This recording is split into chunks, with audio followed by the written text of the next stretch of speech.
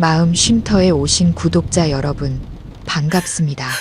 오늘은 이런 이야기를 들려드리려고 합니다. 회사에 300억짜리 계약을 안겨줬지만 포상자 명단에 제 이름은 없었습니다. 저는 차갑게 웃으며 휴대폰을 끄고 집으로 향했습니다. 다음 날 사장의 부재 중 전화 30통과 수많은 메시지가 저를 기다리고 있었습니다. 고급스러운 대회의실, 저는 제가 입고 있는 회색 정장을 훑어보았습니다.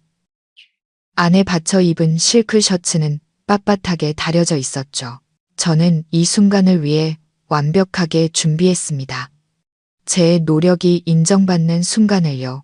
부산 파트너사와의 300억 원짜리 계약은 결코 작은 숫자가 아니었습니다. 그건 제 땀방울이었고 수많은 밤샘이었으며 단 한 번의 불평 없이 견뎌낸 5번의 피곤한 출장이었습니다. 준혁은 이 일이 끝나면 제게 아주 큰 서프라이즈를 해주겠다고 약속했었죠. 제 주위에서 동료들이 속삭이던 소리가 점점 잦아들었습니다. 제 남편이자 성운기획의 대표인 강준혁이 연단에 오르자 장내는 엄숙한 침묵에 휩싸였습니다. 오늘은 분기 총회이자 제가 지난 2달 동안 손꼽아 기다려온 날입니다. 연단 위에서 마이크를 잡은 준혁의 목소리는 낭낭하고 자신감이 넘쳤습니다. 그는 회사의 성과, 비전과 전략, 그리고 성공을 이뤄낸 팀워크 정신에 대해 이야기했습니다. 그의 시선이 회의실 전체를 훑었고 저에게 잠시 머물렀을 때 저는 따뜻한 눈길을 느꼈습니다. 심장이 한 박자 빠르게 뛰었죠. 아마 이게 그가 말한 서프라이즈일 겁니다. 전 직원 앞에서 받는 표창이라니 이보다 더 멋진 일이 있을까요? 준혁의 힘찬 연설이 끝나고 김 부장님이 서류 뭉치를 들고 단상에 올랐습니다. 그는 헛기침을 한번 하더니 분기별 우수사원 포상자 명단을 읽기 시작했습니다. 마케팅팀 황 과장, 포상금 300만 원. 우레와 같은 박수가 터져 나왔습니다. 회계팀 이대리, 포상금 200만 원. 또 한 번의 박수 소리가 울렸습니다. 저는 기대감에 부풀어 미소 지었습니다. 제 이름은 가장 중요한 마지막 순서에 불릴 것이 분명했으니까요. 그때 김 부장님이 잠시 말을 멈추고 서류를 내려다보았습니다. 그의 목소리가 유난히 장엄해졌습니다. 그리고 마지막으로 이번 분기 회사에 가장 큰 가치를 안겨준 최우수 공로자에 대한 특별 포상입니다. 이 상은 프로젝트 개발팀의 윤지아 씨에게 수여하며 포상금은 1억 원입니다. 회의실 전체가 순간 숨을 멈췄다가 이전보다 훨씬 더 큰 박수 소리로 터져 나갔습니다. 저는 그 자리에 얼어붙었습니다. 윤지아, 준혁이 입버릇처럼 친동생 같은 아이라 부르던 그 아이. 회사에 들어온 지 몇 달 되지도 않았고 제가 진행한 300억 프로젝트에는 단 1초도 참여한 적 없는 아이였습니다. 1억 원, 제가 아는 한 그 아이의 조용한 헌신에 대한 포상이라기엔 터무니없는 금액이었죠. 귓가에 맴도는 박수 소리가 마치 바위에 부딪히는 파도 소리처럼 멀고 무의미하게 들렸습니다. 저는 지아가 자리에서 일어나 발그레해진 예쁜 얼굴로 고개를 숙여 감사 인사를 하고 모두의 부러움 속에 무대 위로 올라가는 것을 보았습니다. 준혁이 그녀를 바라보는 눈빛에는 자랑스러움과 다정함이 가득했습니다. 하지만 제 이름 박서연은 단 한 번의 의례적인 감사 인사로도 언급되지 않았습니다.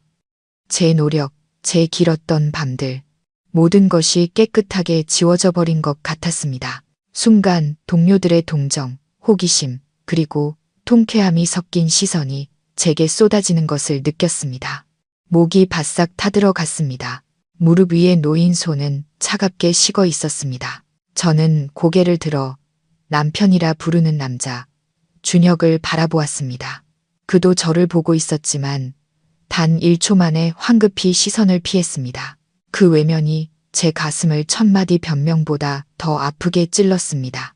김 부장님이 명단 낭독을 마쳤습니다. 행사가 끝나고 사람들은 자리에서 일어나 지아를 축하하기 위해 몰려들었습니다. 그 소란스러운 공간 속에서 저는 기이할 정도로 외로웠습니다. 차가운 미소가 제 입가에 번졌습니다. 저는 울지도 소란을 피우지도 않았습니다. 그저 조용히 자리에서 일어났습니다. 의자가 바닥에 끌리며 건조한 마찰음을 냈습니다. 저는 인파 속에서 소리 없이 몸을 돌려 문을 향해 똑바로 걸어 나갔습니다. 모든 거짓과 위선, 그리고 제 이름을 그의 인생에서 무참히 지워버린 남편을 등 뒤로 한 채 회의실을 나와 길고 조용한 복도를 따라 걸었습니다. 제 하이힐 소리가 대리석 바닥에 부딪히며 규칙적이고 차갑게 울려 퍼졌습니다. 저는 뒤돌아보지 않았고 등 뒤에서 들려오는 수군거림에도 신경 쓰지 않았습니다. 엘리베이터에 올라 지하주차장 버튼을 눌렀습니다. 비좁고 답답한 공간이 꼭 제 가슴 속 같았습니다.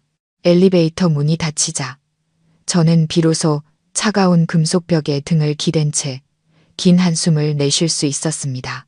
회사 건물을 빠져나와 복잡한 도심의 차량 행렬에 합류했습니다. 퇴근 무렵 갑자기 세찬 소나기가 쏟아졌습니다. 무거운 빗방울이 차창을 때리며 앞유리를 흐릿하게 만들었습니다. 마치 터져 나오려는 눈물을 억지로 삼키는 제 모습 같았죠. 오늘따라 집으로 가는 길이 너무나 멀게 느껴졌습니다. 교차로마다, 신호등마다 제 마음속 고통을 더욱 길게 늘어뜨리는 것 같았습니다. 지난 2달간의 기억이 슬로우 모션 필름처럼 스쳐 지나갔습니다.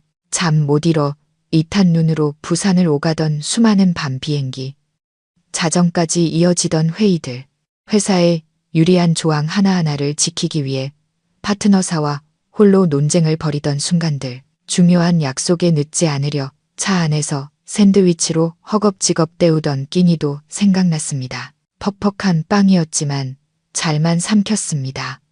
그리고 그 모든 피곤한 기억 속에는 늘 준혁의 모습이 있었습니다. 한 번은 협상이 결렬되어 실망 가득한 목소리로 그에게 전화했을 때 그는 수화기 너머에서 다정하게 위로해 주었죠. 괜찮아, 서연아. 힘들면 좀 쉬어. 프로젝트도 중요하지만 당신 건강이 더 중요해. 계약서를 수정하느라 밤을 새우던 어느 날, 그는 조용히 부엌에서 뜨거운 곰탕 한 그릇을 가져다 주며 말했습니다. 이거 먹고 힘내. 이 일만 끝나면 우리 여행 가자. 내가 다 보상해 줄게. 그 말들, 그 행동들이 제가 버틸 수 있었던 힘이었습니다. 저는 제 모든 노력을 그가 알아주고 소중히 여긴다고 믿었습니다. 제가 단지 회사를 위해 헌신하는 것이 아니라 내 남자와 함께 공동의 미래를 만들어가고 있다고 믿었습니다. 하지만 모든 것이 거짓이었습니다. 제 사랑과 신뢰는 다른 여자를 위한 발판으로 사용되었습니다. 이 고통은 단순히 직장에서의 부당함이 아니었습니다. 제가 남편이라 부르던 남자의 배신이었습니다. 그는 아내의 노력을 이용해 그저 여동생일 뿐인 아이의 경력을 포장해 주었습니다. 그는 높은 연단에 서서 제가 가져온 성공을 자랑스러워하면서도 그 영광의 그림에서 제 이름을 무참히 지워버렸습니다. 왜 그랬을까요? 지아는 그의 소꿉친구고 저는 그저 온갖 고난을 함께 헤쳐온 아내일 뿐이라서. 우리 집, 한때 그와 내가 그토록 행복했던 고급 아파트 단지 앞에 차가 멈췄습니다. 이 집은 한때 안식처였고 매일의 피로를 풀던 곳이었지만 지금은 낯설고 차갑게만 느껴졌습니다. 차 안에서 한참을 앉아 있었습니다. 밖에는 비가 그치지 않았습니다. 앞으로 어떻게 해야 할지, 그를 어떻게 마주해야 할지 몰랐습니다. 싸워야 할까, 따져 물어야 할까, 아니면 침묵하고 받아들여야 할까. 하지만 무엇을 하든 제 마음의 상처는 결코 아물지 않을 것 같았습니다. 텅 빈 아파트로 돌아와 소름 끼치는 침묵과 마주했습니다. 이 집은 구석구석 제 손길이 닿은 곳이었지만 지금은 낯선 대기실처럼 차갑기만 했습니다. 벽에 걸린 웨딩 사진 속에서 저와 준혁은 참 행복해 보였습니다.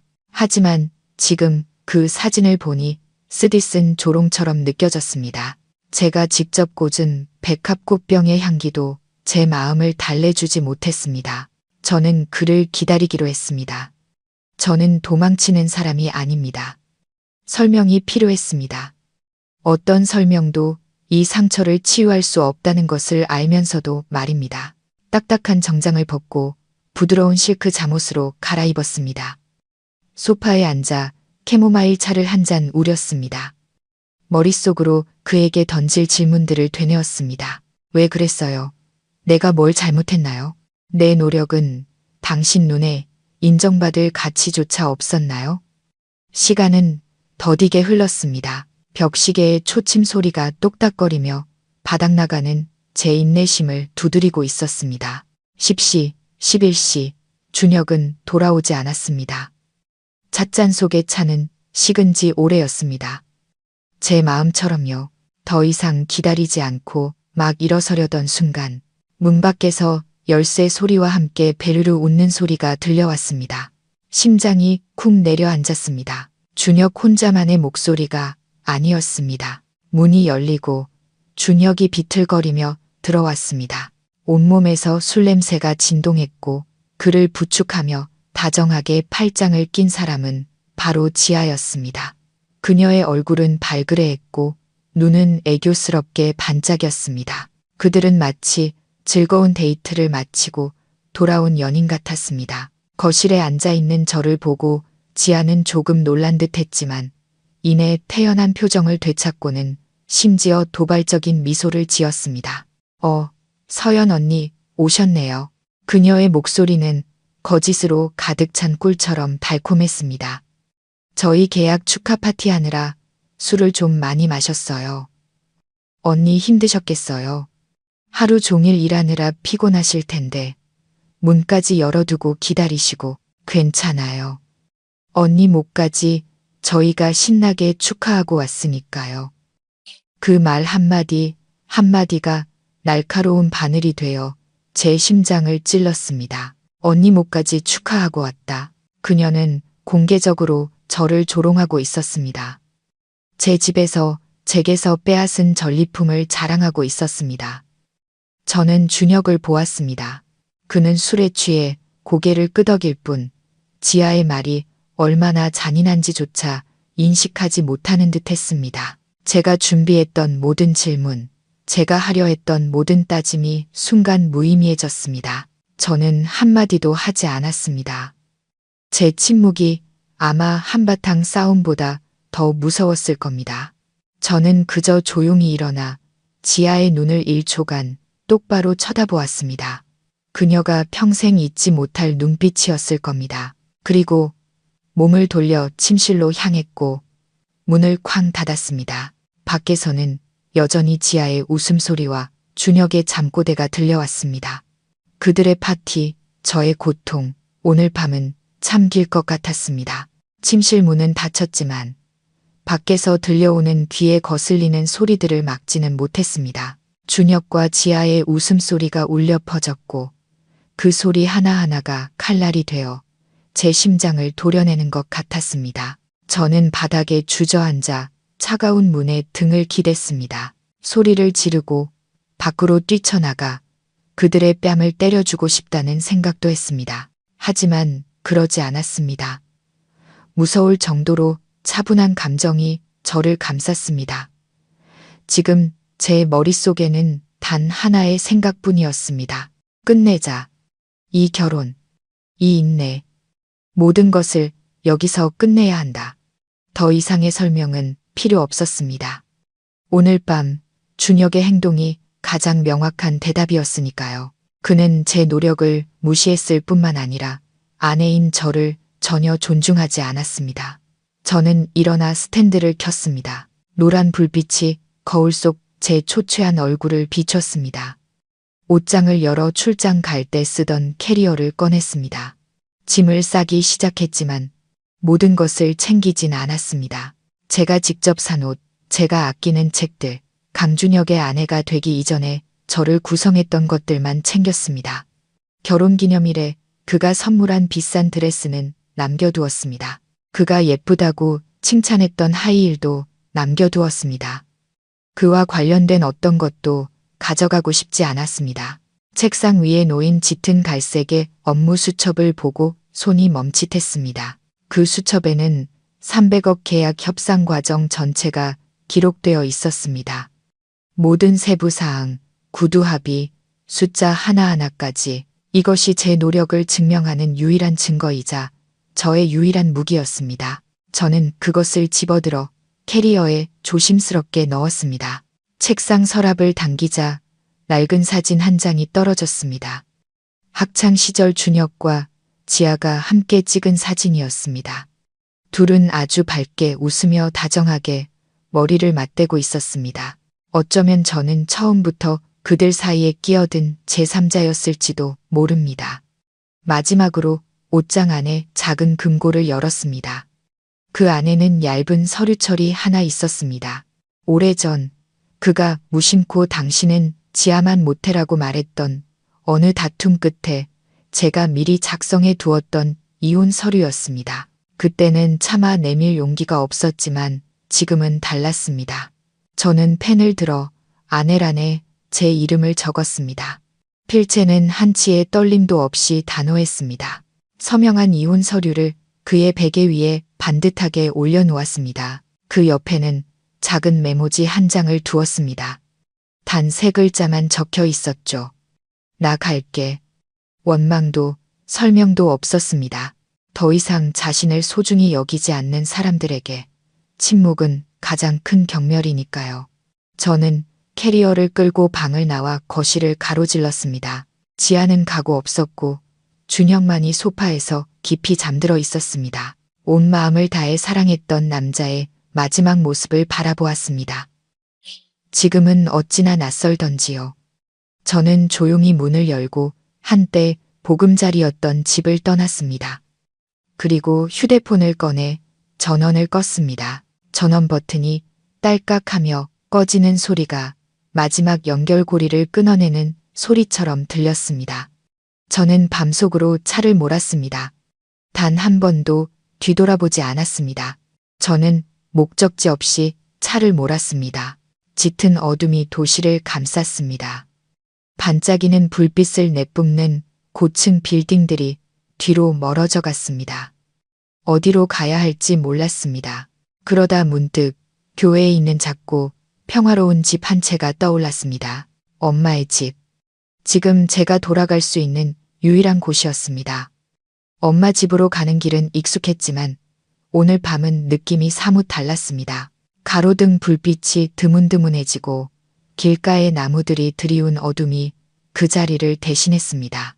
공기 중에는 더 이상 매캐한 매연 냄새 대신 비 온 뒤의 풀과 흙내음이 섞여 있었습니다. 그 향기가 제 마음을 조금 진정시켜 주었습니다. 새벽 1시가 다 되어서야 도착했습니다. 엄마의 작은 집은 한적한 골목 안에서 조용히 잠들어 있었습니다. 저는 조심스럽게 철문을 열었습니다. 끼익 하는 작은 소리가 났습니다. 그 소리에 엄마가 잠에서 깨셨나 봅니다. 엄마는 현관으로 나오셨습니다. 희끗희끗한 머리카락이 밤바람에 헝클어져 있었습니다. 온화한 얼굴에는 걱정이 서려 있었죠. 서연아, 이 시간에 어쩐 일이니? 엄마가 놀란 목소리로 물으셨습니다. 저는 억지로 미소를 지으며 서툴게 거짓말을 했습니다. 아, 근처에 출장 왔다가 엄마 보고 싶어서 잠깐 들렀어요. 엄마는 아무 말 없이 그저 저와 제가 끌고 온 캐리어를 번갈아 보셨습니다. 어머니의 눈길은 어떤 말보다도 예리했습니다. 엄마는 더 묻지 않으시고 그저 다정하게 말씀하셨습니다. 얼른 들어오너라. 밖은 춥다. 엄마는 부엌으로 들어가시더니 금세 따뜻한 생강차 한 잔을 내오셨습니다. 찻잔의 온기가 손바닥을 통해 얼어붙은 제 심장까지 스며드는 것 같았습니다. 무슨 일 있었지? 엄마가 제 옆에 앉으며 나지막이 물으셨습니다. 저는 고개를 숙여 찻잔만 바라보며 눈물을 참으려 애썼지만 엄마의 다정함에 애써 쌓아 올린 강인함의 벽이 무너져 내렸습니다. 저는 흐느끼기 시작했습니다.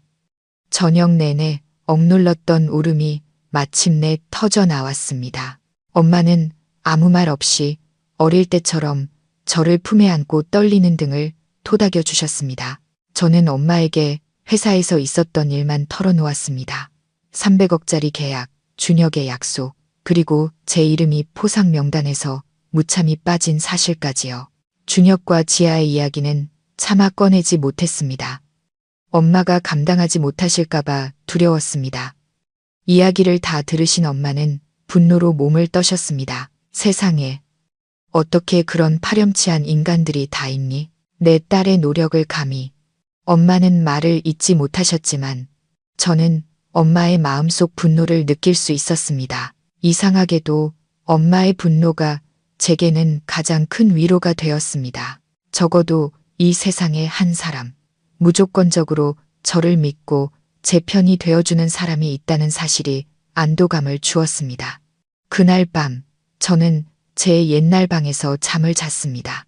작은 침대, 어릴 적부터 덮던 꽃무늬 이불, 모든 것이 아련할 정도로 익숙했습니다. 며칠 만에 처음으로 깊지는 않았지만 평온한 잠을 잘 수 있었습니다. 폭풍은 아직 끝나지 않았을지 모르지만 적어도 오늘 밤 저는 안전한 피난처를 찾았습니다. 나중에야 알게 된 사실이지만 그날 아침 성운 기획사무실은 마치 당겨진 활시위처럼 팽팽한 긴장감이 흘렀다고 합니다. 준혁은 지난밤에 숙취로 깨질 듯한 두통을 안고 회사에 도착했습니다. 그는 제가 잠시 화가 나서 집을 나갔다가 곧 돌아올 거라고 생각했던 모양입니다. 침실에 들어가 보지 않았으니 제가 남겨둔 이혼 서류도 아직 보지 못했을 겁니다. 그때까지만 해도 준혁은 그저 철없는 아내에 대한 짜증만 느끼고 있었을 겁니다.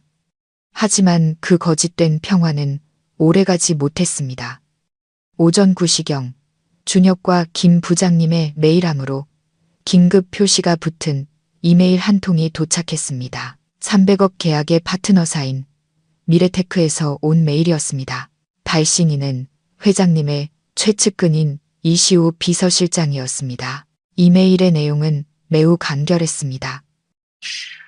계약서의 몇 가지 특수 기술 부록을 재확인하기 위해 당일 오전 11시에 긴급 화상회의를 요청한다는 내용이었습니다. 그리고 가장 중요한 것은 그들이 이 회의에서 논의하고 싶은 유일한 담당자는 직접 협상을 진행하고 모든 구두합의 사항을 파악하고 있는 박서연 팀장이라는 점을 강조했다는 것입니다. 준혁은 이메일을 읽고 그 자리에 얼어붙었습니다. 그는 그 기술 부록들이 얼마나 복잡한지, 심지어 그중 일부는 저와 파트너사 간의 구두합의 사항으로 공식 문서에는 기록되지 않았다는 사실을 잘 알고 있었습니다. 그것들은 프로젝트를 진행하는 데 있어 핵심적인 세부 사항들이었습니다. 만약 착오가 생긴다면 계약은 파기될 수도 있었습니다. 준혁은 공황 상태에 빠지기 시작했습니다. 그는 즉시 제게 전화를 걸었지만 들려오는 것은 긴 신호음 끝에 음성 사서함으로 넘어가는 안내 메시지뿐이었습니다. 제 휴대폰은 여전히 가방 밑바닥에서 전원이 꺼진 채 조용히 잠들어 있었습니다.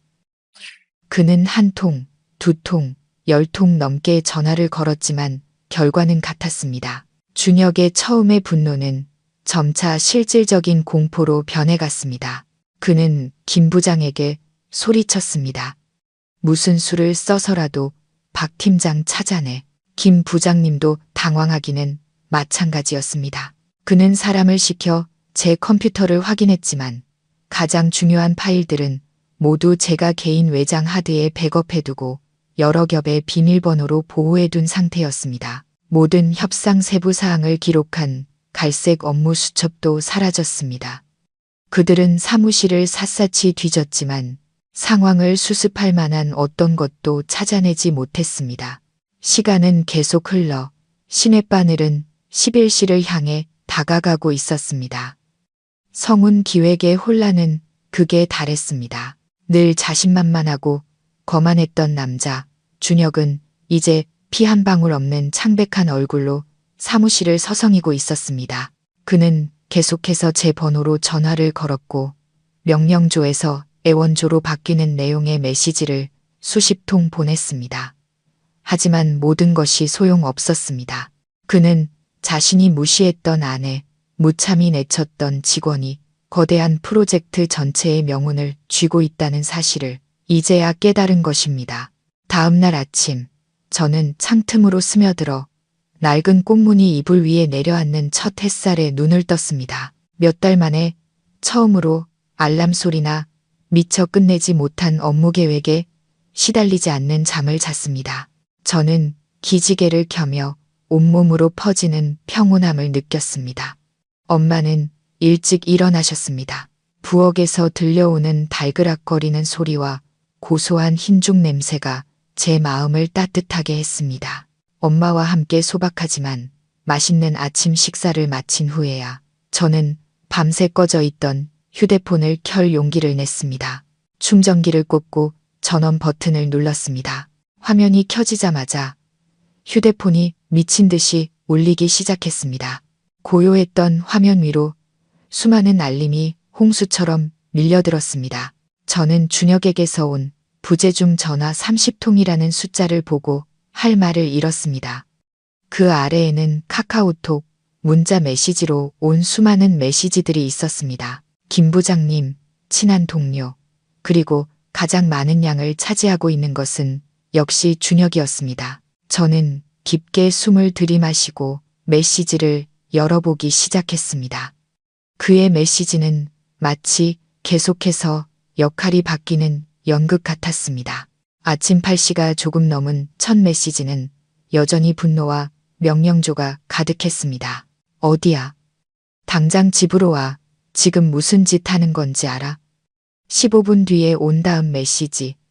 전화 좀 받아. 회사에 급한 일 있어. 애처럼 굴지 마. 하지만 그의 말투는 점차 변하기 시작했습니다. 10시가 가까워지자 명령조는 사라지고 초조함이 묻어났습니다. 서연아, 어디 있는 거야? 전화가 안 되네. 정말 급한 일이야. 그리고 불과 몇 분 전에 온 마지막 메시지들은 애원, 심지어 공황 상태에 가까웠습니다. 서연아, 제발 전화 좀 받아줘. 회사 일이 정말 급해. 당신밖에 해결 못해. 내가 잘못했어. 돌아와서 얘기 좀 하자.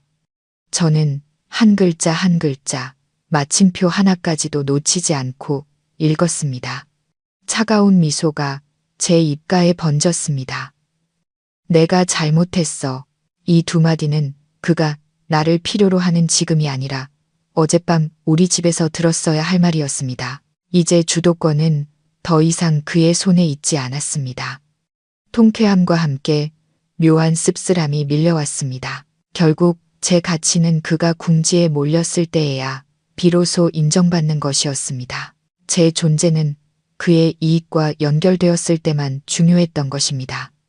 저는 어떤 메시지에도 답장하지 않았습니다. 그저 결말을 이미 아는 연극을 보는 관객처럼 조용히 화면을 스크롤할 뿐이었습니다. 저는 준혁이 폭풍의 눈 속에 있다는 것을 알았습니다. 그가 스스로 만들어낸 폭풍이었죠. 그리고 저는 하룻밤의 폭풍우 끝에 이상하리 많지 평온한 마음을 되찾았습니다. 저는 휴대폰을 책상에 내려놓고 엄마가 작은 화단에 물을 주고 계신 앞마당을 내다보았습니다. 해는 이미 높이 떴고 준혁이 없는 저의 새로운 하루도 시작되었습니다. 혼란스러운 메시지와 빗발치는 부재중 전화 속에서 낯선 카카오톡 계정으로부터 온 메시지 하나가 눈에 띄었습니다. 프로필 사진은 매우 전문적인 회사 로고였고 이름은 단 2글자 이시우였습니다. 저는 잠시 멈칫했습니다. 익숙한 이름이었습니다. 기억을 더듬던 중 저는 그가 미래테크 회장님의 점지만 매우 날카로운 비서실장 시우 씨라는 것을 깨달았습니다. 협상 과정 내내 저는 그와 많은 이야기를 나누었습니다. 그는 완벽주의자이고 신중했지만 파트너의 의견을 경청하고 존중할 줄 아는 사람이었습니다. 저는 항상 그에 대해 좋은 인상을 가지고 있었습니다. 잠시 망설이다가 메시지를 열어보았습니다. 내용은 길지 않았지만 한 문장 한 문장에서 전문성과 절제미가 느껴졌습니다. 박서연 팀장님, 안녕하세요. 미래테크의 이시우입니다. 업무 시간 외에 연락드려 죄송합니다. 오늘 오전에 긴급 화상회의 요청 메일을 드렸는데 아직 회사 측으로부터 회신을 받지 못했습니다. 팀장님과 직접 연락이 닿지 않아 저와 회장님께서 조금 걱정하고 있습니다. 그는 잠시 말을 멈춘 듯 다음 메시지를 보냈습니다. 솔직히 말씀드리면 업무 과정 내내 보여주신 팀장님의 전문성과 헌신적인 태도가 저희가 이 계약을 결정하게 된 가장 큰 이유였습니다. 만약 개인적인 문제가 있으시다면 충분히 이해할 수 있습니다. 다만 저희는 팀장님의 능력을 진심으로 신뢰하기에 혹시 상황을 알려주실 수 있을지 여쭙고 싶습니다. 감사합니다. 저는 시우 씨의 메시지를 몇 번이고 다시 읽었습니다. 뭐라 설명할 수 없는 감정이 솟아올랐습니다. 그것은 준혁이 곤경에 처한 것을 보는 통쾌함이 아니었습니다. 그것은 인정이었습니다. 외부인, 거대 파트너사, 제가 겪고 있는 씁쓸한 사정을 전혀 모르는 사람에게서 받은 귀중한 인정이었습니다. 그의 말은 심하게 상처받은 제 자존심을 어루만지는 시원한 물줄기 같았습니다. 결국 제 노력은 무의미하지 않았습니다. 제 가치는 다른 사람들에게 공정하고 객관적으로 인정받고 있었습니다. 준혁과 그의 가족은 저를 무시할 수 있지만 바깥 세상에서 저는 여전히 유능한 전문가이자 신뢰할 수 있는 파트너였습니다. 그 순간 저는 제가 결코 혼자가 아니라는 것을 깨달았습니다. 시우 씨의 말은 단순한 격려가 아니었습니다. 그것은 무심코 제게 새로운 방향, 이전에는 감히 생각하지 못했던 길을 열어주었습니다. 오전 11시 성운 기획회의실. 준혁은 주재자석에 앉아 있었습니다. 그의 얼굴은 창백했고 뜬 눈으로 밤을 새운 듯 눈 밑은 채댔습니다. 그 옆에서 김 부장님은 회의실의 에어컨이 최대치로 가동되고 있음에도 불구하고 연신 이마에 땀을 닦아냈습니다. 유일하게 침착해 보이거나 혹은 침착한 척하는 사람은 지아였습니다. 그녀는 명품 오피스룩을 입고 화장을 곱게 했지만 눈빛에 서린 당혹감은 감추지 못했습니다.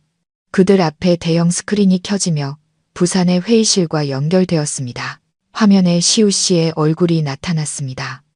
여전히 정중하고 전문적인 모습이었습니다. 그는 고개를 끄덕여 인사한 뒤 바로 본론으로 들어갔습니다. 강준혁 대표님, 안녕하십니까? 회의를 준비해 주셔서 감사합니다. 이메일로 말씀드린 바와 같이 오늘 저희는 자재 표준 및 단계별 납품 일정에 관한 부록의 몇 가지 세부 사항을 명확히 하고자 합니다.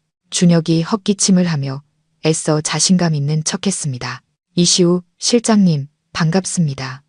안타깝게도 오늘 저희 박서연 팀장이 급한 개인 사정으로 참석하지 못했습니다. 하지만 괜찮습니다. 저와 김 부장, 그리고 여기 윤지아 씨가 박 팀장을 대신해 모든 질문에 답변해 드리겠습니다. 시우 씨가 살짝 미간을 찌푸렸지만 여전히 정중한 태도를 유지했습니다. 그렇군요. 유감입니다. 그럼 부록 3.2 조항에 대해 질문드리겠습니다. A 자재의 X 화합물 함량이 0.5%를 초과해서는 안 된다고 규정되어 있습니다. 하지만 개별 미팅에서 박 팀장님께서는 첫 번째 납품 물량에 한해 0.3%까지 낮출 수 있다고 약속해 주셨습니다. 혹시 B사에서 이 수치를 생산 공정에 업데이트 하셨는지요? 준혁과 김 부장님은 얼어붙었습니다. 이 합의는 문서에 전혀 없는 내용이었습니다. 그것은 제가 파트너사를 설득하기 위해 수많은 노력을 기울여 얻어낸 신뢰를 바탕으로 한 구두 약속이었습니다. 옆에 앉아있던 지아는 멍한 표정이었습니다. 그녀는 X 화합물이 뭔지조차 모르는 듯 했습니다. 김 부장님이 더듬거리며 말했습니다. 아, 그 부분은 저희가 다시 확인해보고 회신드리겠습니다. 시우 씨는 불쾌한 기색 없이 고개를 끄덕이고는 말을 이었습니다. 그럼 납품 일정에 관해서는 박 팀장님께서 저희 조립 라인에 차질이 없도록 두 번째 물량을 3번에 나누어 매주 월요일에 납품하는 매우 유연한 방안을 제안하셨습니다. 이 방안이 승인되었는지 재확인하고 싶습니다. 또 다른 질문이 그들의 약점을 정확히 파고들었습니다. 그 방안은 오직 제 갈색 업무 수첩에만 기록되어 있었습니다. 운송 및 물류 비용을 계산하기 위해 제가 수많은 밤을 새워 얻어낸 결과물이었습니다. 준혁과 김 부장님이 침묵하자 지아가 갑자기 근거 없는 자신감에 찬 목소리로 끼어들었습니다. 실장님, 그런 사소한 세부 사항들은 별로 중요하지 않다고 생각합니다. 그냥 계약서대로 진행하면 되죠.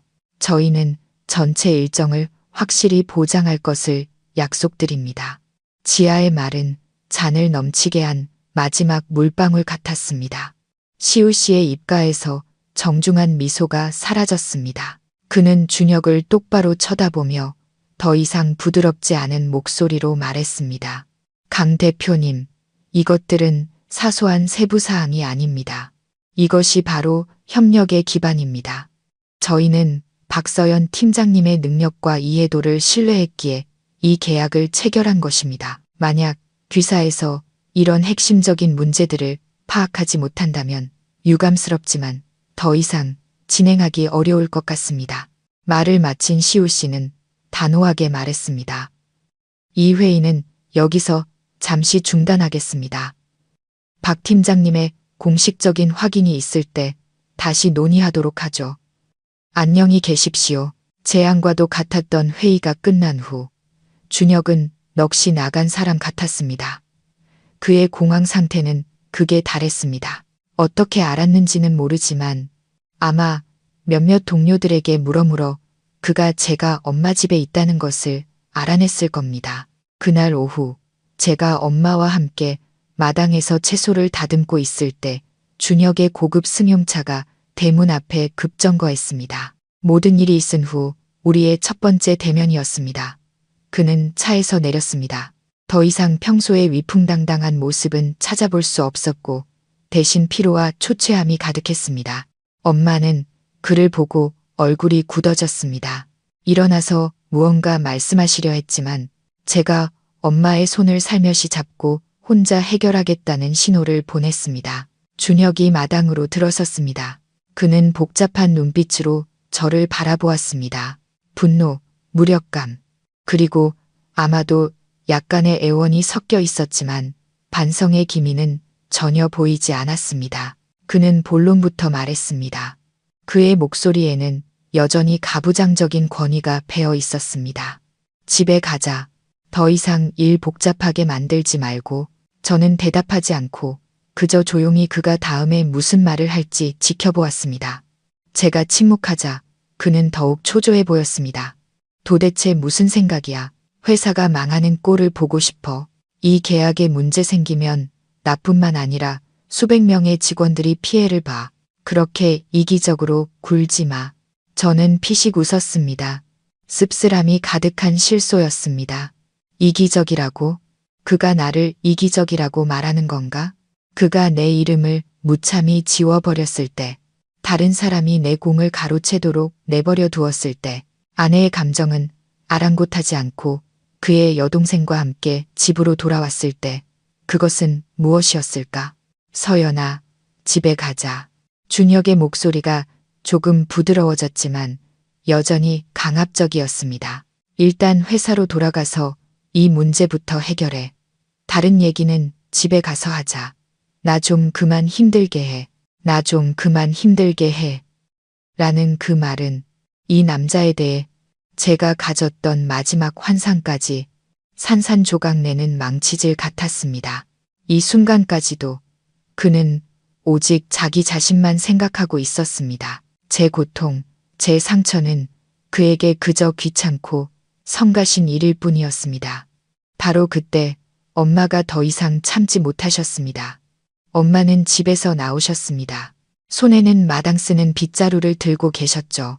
엄마는 거친 말을 하진 않으셨지만 목소리는 단호했고 눈빛은 준혁을 똑바로 꿰뚫어 보았습니다. 자네 돌아가게.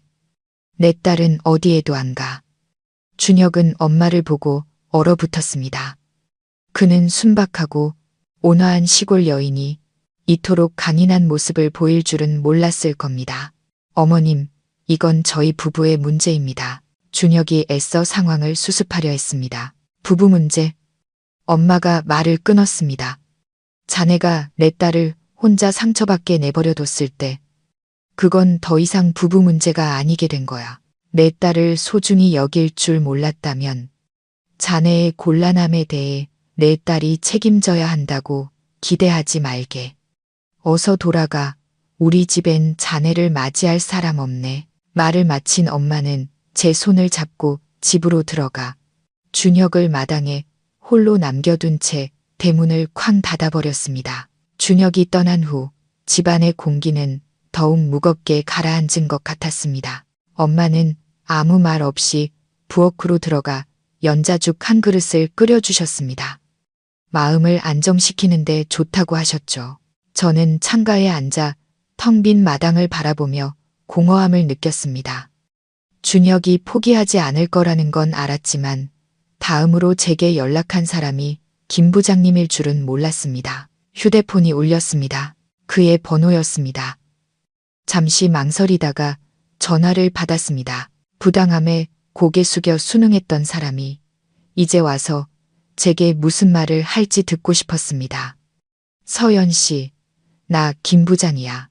수학이 넘어 그의 목소리는 피곤하고 미안함이 가득했습니다. 지난번 일은 정말 미안해. 내가 부장으로서 책임을 다하지 못했어. 서연 씨를 지켜주지 못했어. 저는 침묵했습니다. 이 사과는 진심일지 모르지만 너무 늦었고 무의미했습니다. 제 침묵에 그는 더욱 당황하는 듯 했습니다.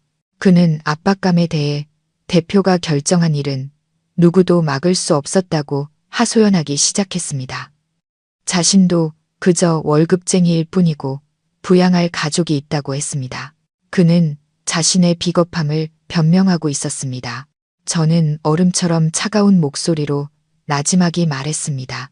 그런 말들이 제 노력이 부정당했다는 사실을 바꾸진 못해요. 알아, 나도 알아. 김 부장님이 다급하게 말했습니다. 그리고 상황을 수습하려다 그만 제가 평생 잊지 못할 한마디를 내뱉고 말았습니다. 사실 그날 나도 강 대표한테 그랬어. 서연 씨한테 너무 부당한 처사라고. 근데 대표님이 그냥 넘기시더라고. 대표님이 그러셨어. 그는 마치 말해야 할지 말아야 할지 망설이는 듯 머뭇거렸습니다. 뭐라고 하셨는데요? 저는 여전히 차분한 목소리로 물었지만 심장은 이미 쿵 내려앉았습니다. 김 부장님이 깊은 숨을 한 번 들이쉬고는 죄를 고백하듯 작은 목소리로 말했습니다. 대표님이 서연이한테 미안한 건 알지만 지아는 앞으로 성장하려면 좋은 이력이 필요해. 서연이는 내 아내고 가족이잖아. 가족끼리 좀 손해보면 어때라고 하셨어. 가족끼리 좀 손해보면 어때? 한 글자가 보이지 않는 칼날이 되어 제 심장의 가장 연약한 곳을 찔렀습니다. 제 세상이 그 순간 무너져 내렸습니다. 그랬던 거구나. 준혁의 눈에 저는 가족이었습니다. 그리고 그 가족이라는 꼬리표는 제가 무조건적으로 희생하고 인내하고 손해를 감수해야 한다는 것을 의미했습니다. 제 사랑과 헌신은 그에게 그저 제가 마땅히 해야 할 의무였을 뿐입니다. 수화기 너머에서 김 부장님이 더 무슨 말을 하는지 들리지 않았습니다. 귀가 멍멍했습니다. 저는 조용히 전화를 끊었습니다. 작별 인사도 없이요. 저는 창가에 미동도 없이 앉아 잿빛 하늘을 바라보았습니다. 이번 고통은 회사에서의 부당함보다 그가 지아와 함께 집에 돌아왔을 때의 배신감보다 더 컸습니다. 이것은 제 존재와 사랑 전체에 대한 부정이었습니다. 제 결혼은 결국 당신은 가족이니까 손해 좀 봐라는 어처구니 없는 기반 위에 세워져 있었던 것입니다. 김 부장님의 고백 이후로 더 이상 저를 아프게 할 것은 없다고 생각했습니다. 하지만 저는 틀렸습니다. 다음 날 아침 제가 엄마를 도와 마당에서 빨래를 널고 있을 때 택시 한 대가 대문 앞에 멈춰 섰습니다. 차에서 내린 사람은 다름 아닌 지아였습니다. 그녀는 더 이상 평소처럼 화려하고 도도한 모습이 아니었습니다. 오늘은 소박한 하얀 원피스를 입고 화장기 없는 얼굴에 머리는 자연스럽게 풀어내렸습니다. 청순하고 연약해 보였죠. 하지만 저는 그 외면 뒤에 제가 결코 무시할 수 없는 계산이 숨어 있다는 것을 알았습니다. 엄마는 지아를 보고 얼굴이 굳어졌습니다. 집으로 들어가시려 했지만 제가 엄마의 손을 살며시 잡았습니다. 이 아이가 또 무슨 연극을 할지 보고 싶었습니다. 지아는 마당으로 들어섰습니다. 그녀의 눈은 붉게 충혈되어 있었습니다. 저를 보자마자 그녀는 흐느끼기 시작했습니다. 서연 언니, 죄송해요. 언니한테 사과하러 왔어요. 저는 아무 말 없이 팔짱을 낀 채 그녀의 연기를 조용히 지켜보았습니다. 정말 일이 이렇게 될 줄은 몰랐어요. 지아는 본격적으로 울기 시작했습니다. 눈물이 뺨을 타고 흘러내렸습니다. 그날 준혁 오빠가 저한테 서프라이즈를 해주고 싶다고 했어요.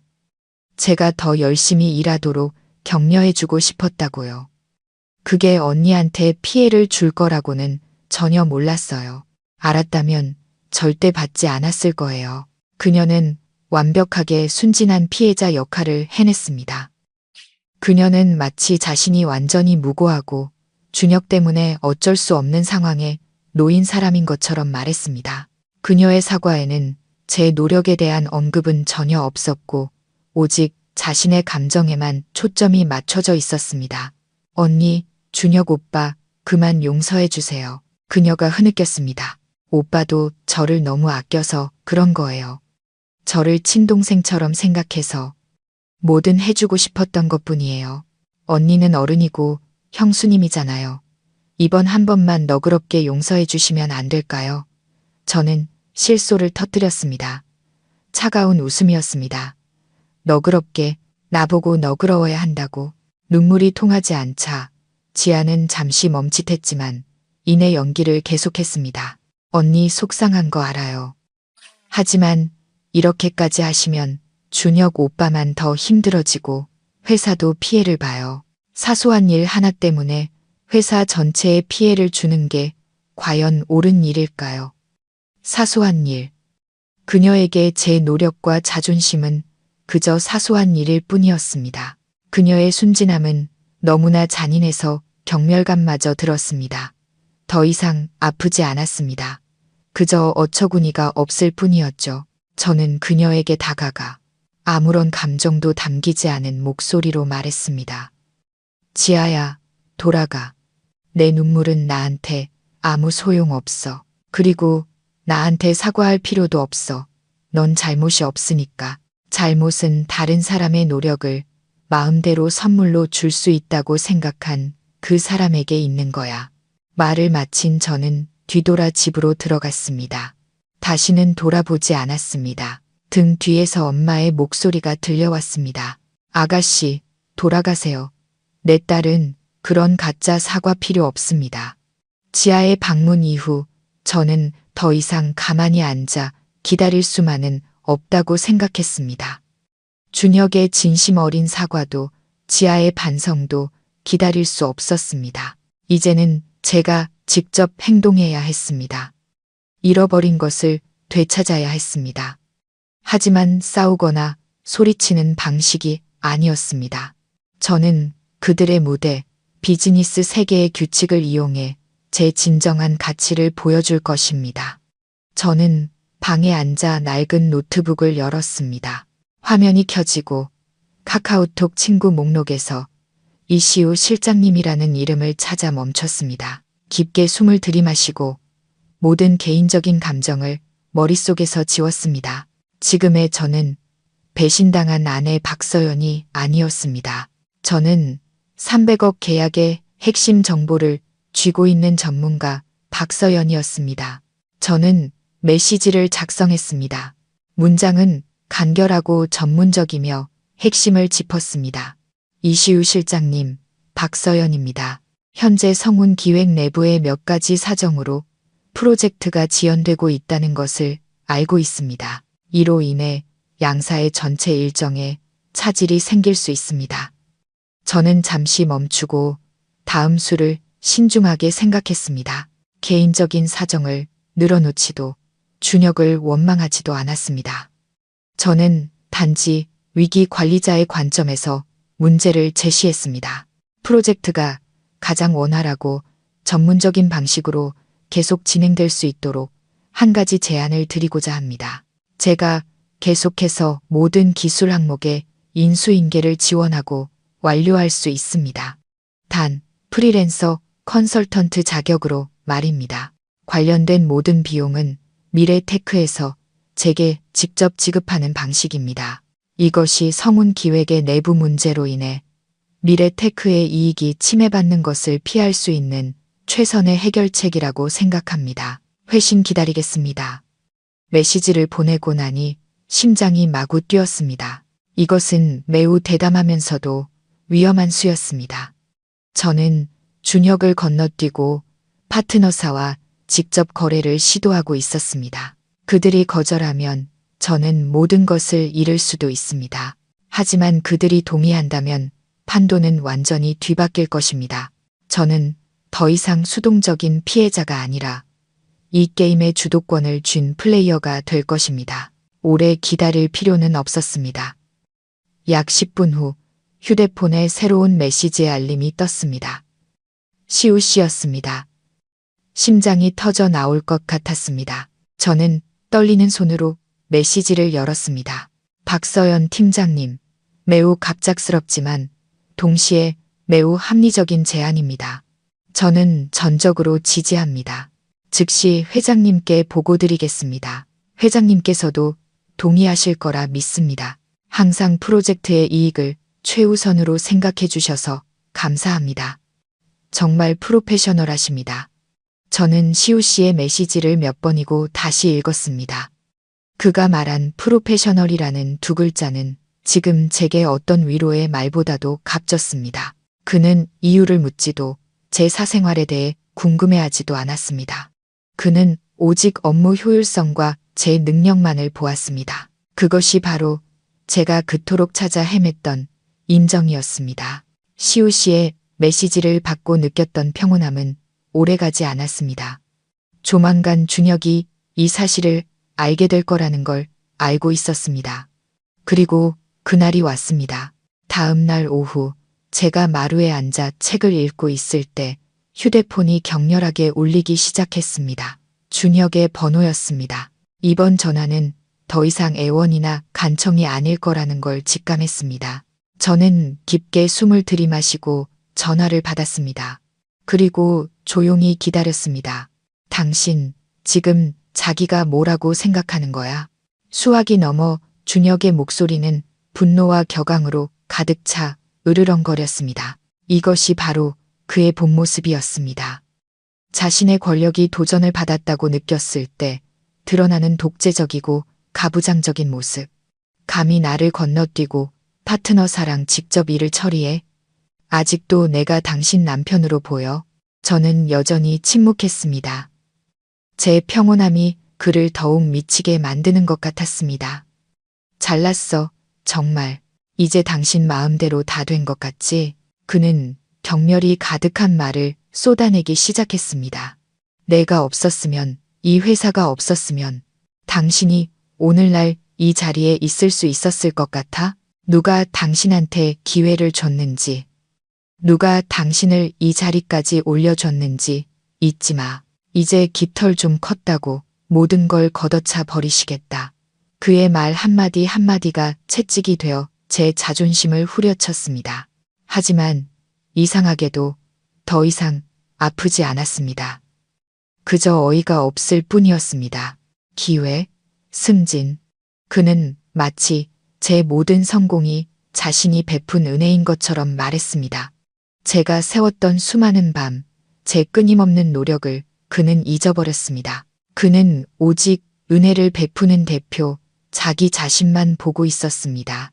그가 숨을 고르기 위해 잠시 말을 멈췄을 때 저는 나지막이 입을 열었습니다. 제 목소리에는 한치의 떨림도 없었습니다. 할 말 다 했어요. 제 평온함의 준혁은 잠시 말을 잃었습니다. 아마 그는 제가 울고불고 매달리기를 기대했을 겁니다. 저는 한 글자, 한 글자, 명확하고 단호하게 말을 이었습니다. 첫째, 난 누구도 건너뛴 적 없어요. 난 단지 프로젝트의 이익을 지키기 위해 일하고 있을 뿐이에요. 원래 당신이 했어야 할 일을 말이죠. 둘째, 지금의 나는 누구에게 받은 게 아니에요. 내 노력으로 이룬 거예요. 당신은 단 한 번도 내게 기회를 준 적 없어요. 당신은 내게 일을 줬고 나는 그 일을 완벽하게 해냈을 뿐이에요. 준혁은 할 말을 잃었습니다. 저는 이것이 아내로서 그에게 하는 마지막 말이라는 것을 알았습니다. 제 안에 남아있던 아주 작은 애정마저도 그의 독설에 제가 되어 타버렸습니다. 그리고 마지막으로 강준혁 씨, 내가 오늘날 이 자리에 있기 위해 당신이 필요 없다는 걸 알려줘서 고마워요. 말을 마친 저는 그의 반응을 기다리지 않았습니다. 단호하게 전화를 끊었습니다. 그리고 바로 주소록으로 들어가 그의 이름을 찾아 차단 버튼을 눌렀습니다. 작은 행동이었지만 제게는 완전한 해방을 의미했습니다. 마루에 앉아 엄마가 말린 고추를 꿰는 것을 돕고 있을 때 주머니 속 휴대폰이 짧게 진동했습니다. 더 이상 준혁의 빗발치는 전화가 아니었습니다. 시우 씨에게서 온 간결한 카카오톡 메시지였습니다. 메시지를 열자 심장이 한 박자 빠르게 뛰었습니다. 박서연님, 성운기획이사회에 공식 이메일을 발송했습니다. 새로운 역할로 곧 함께 일하게 되기를 기대하겠습니다. 새로운 역할, 가벼운 네 글자였지만 지금 제게는 천근만근의 무게로 다가왔습니다. 준혁이 그 이메일을 읽었을 때의 표정을 상상할 수 있었습니다. 놀라움, 그리고 분노, 마지막으로는 무력감. 그는 대표일 수도 제 남편일 수도 있습니다. 권력을 이용해 포상 명단에서 제 이름을 지울 수는 있었겠죠. 하지만 그 권력으로 거대 파트너사, 미래테크처럼 원칙이 확고한 그룹을 강요할 수는 없었습니다. 제 이번 수가 다소 위험했다는 것을 압니다. 하지만 저는 더 이상 잃을 것이 없었습니다. 궁지에 몰린 사람에게는 두 가지 선택지밖에 없습니다. 무너지거나 아니면 자신만의 탈출구를 찾는 것. 저는 두 번째 길을 선택했습니다. 저는 소리치지도 싸우지도 않았습니다. 그저 제 능력과 외부의 인정을 이용해 준혁을 그의 자리, 즉 자신의 근시안적이고 오만한 태도 때문에 올해 가장 큰 계약을 눈앞에서 놓치고 있는 무력한 대표의 자리에 앉혔을 뿐입니다. 그곳 우리의 공동주택에서 저는 무시당하는 아내였습니다. 그가 주인인 회사에서 저는 공을 빼앗긴 직원이었습니다.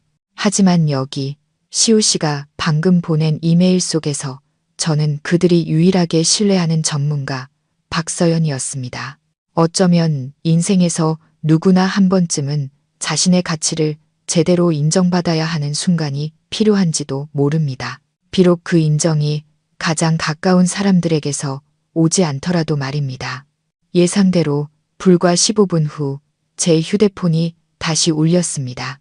여전히 준혁의 번호였습니다. 이번에는 전화를 받기로 했습니다. 막다른 길에 몰린 남자가 무슨 말을 할지 듣고 싶었습니다.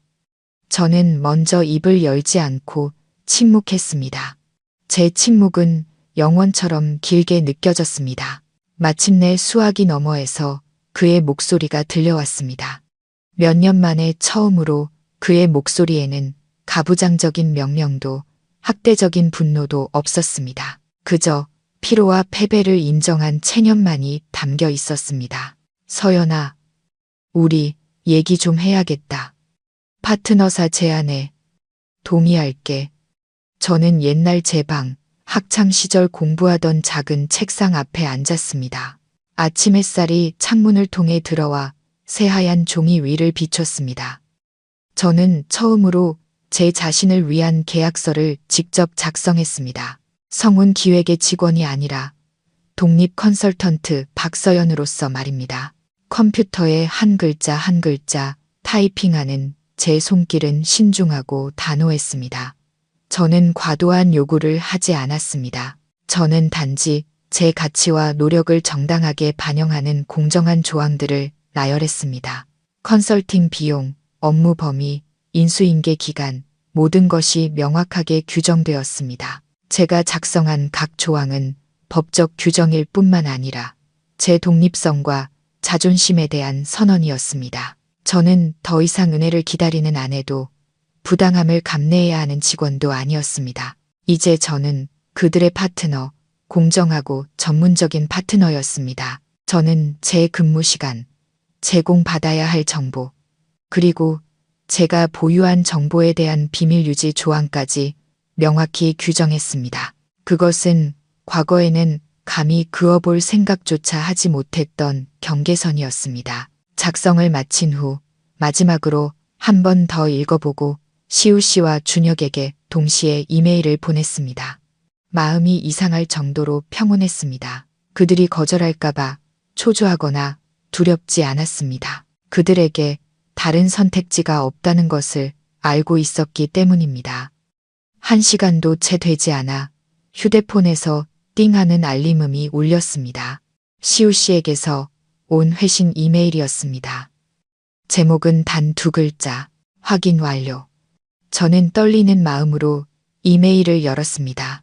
안에는 제가 방금 보낸 계약서와 함께 미래테크 회장님의 전자 서명이 찍혀 있었습니다. 그와 함께 계약금의 50%가 선지급되었다는 이체 확인증이 첨부되어 있었습니다. 화면에 선명하게 나타난 숫자, 결코 작지 않은 금액이었고 그것은 온전히 제 것이었습니다. 그 순간 저는 울음을 터뜨렸습니다. 지난 밤들처럼 억울함이나 서러움의 눈물이 아니었습니다. 이것은 해방의 눈물, 벅차오르는 행복의 눈물이었습니다. 저는 지나간 인내의 세월을 위해, 현재의 제 강인함을 위해, 그리고 이제부터 제 손으로 직접 만들어갈 미래를 위해 울었습니다. 이 돈은 단순히 업무에 대한 보수가 아니었습니다.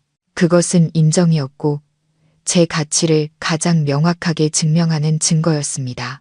저는 준혁의 동정을 구할 필요가 없었습니다. 저는 제 힘으로 마땅히 제 것이어야 할 것을 쟁취했습니다. 저는 눈물을 닦고 깊게 숨을 들이마셨습니다. 마당에서 엄마가 점심 먹으라고 저를 부르셨습니다. 오늘 점심은 아마 제가 먹어본 밥 중에 가장 맛있는 밥이 될 것 같았습니다. 3자 회의는 그날 오후 여전히 화상으로 진행되었습니다. 이번에 저는 더 이상 엄마 집에 있지 않았습니다. 저는 조용한 작은 카페로 가서 구석진 자리를 잡았습니다. 심플한 흰색 셔츠를 입고 머리는 깔끔하게 묶었습니다.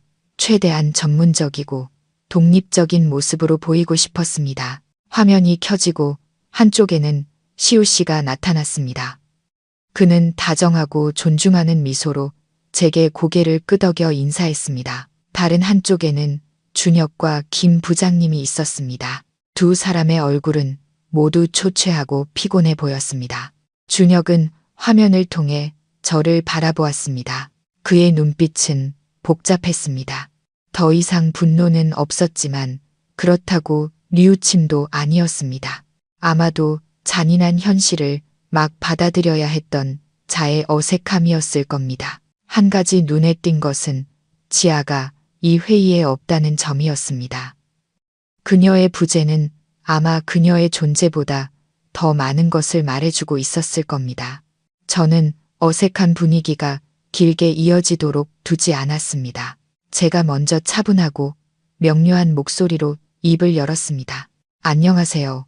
그럼 인수인계 회의를 시작하겠습니다. 저는 제 컴퓨터 화면을 공유하고 모든 기술적 세부사항, 합의 내용, 그리고 프로젝트 진행 계획을 체계적으로 설명하기 시작했습니다. 슬라이드 하나하나, 숫자 하나하나, 차트 하나하나를 논리정연하게 설명했습니다. 회의의 분위기는 지난번과는 완전히 역전되었습니다. 불과 며칠 전만 해도 저는 잊혀진 직원이었고 상사의 불합리한 결정에 고개를 숙여야 했습니다. 이제는 준혁과 김 부장님이 조용히 귀 기울이며 제가 하는 말을 하나하나 받아 적어야 했습니다.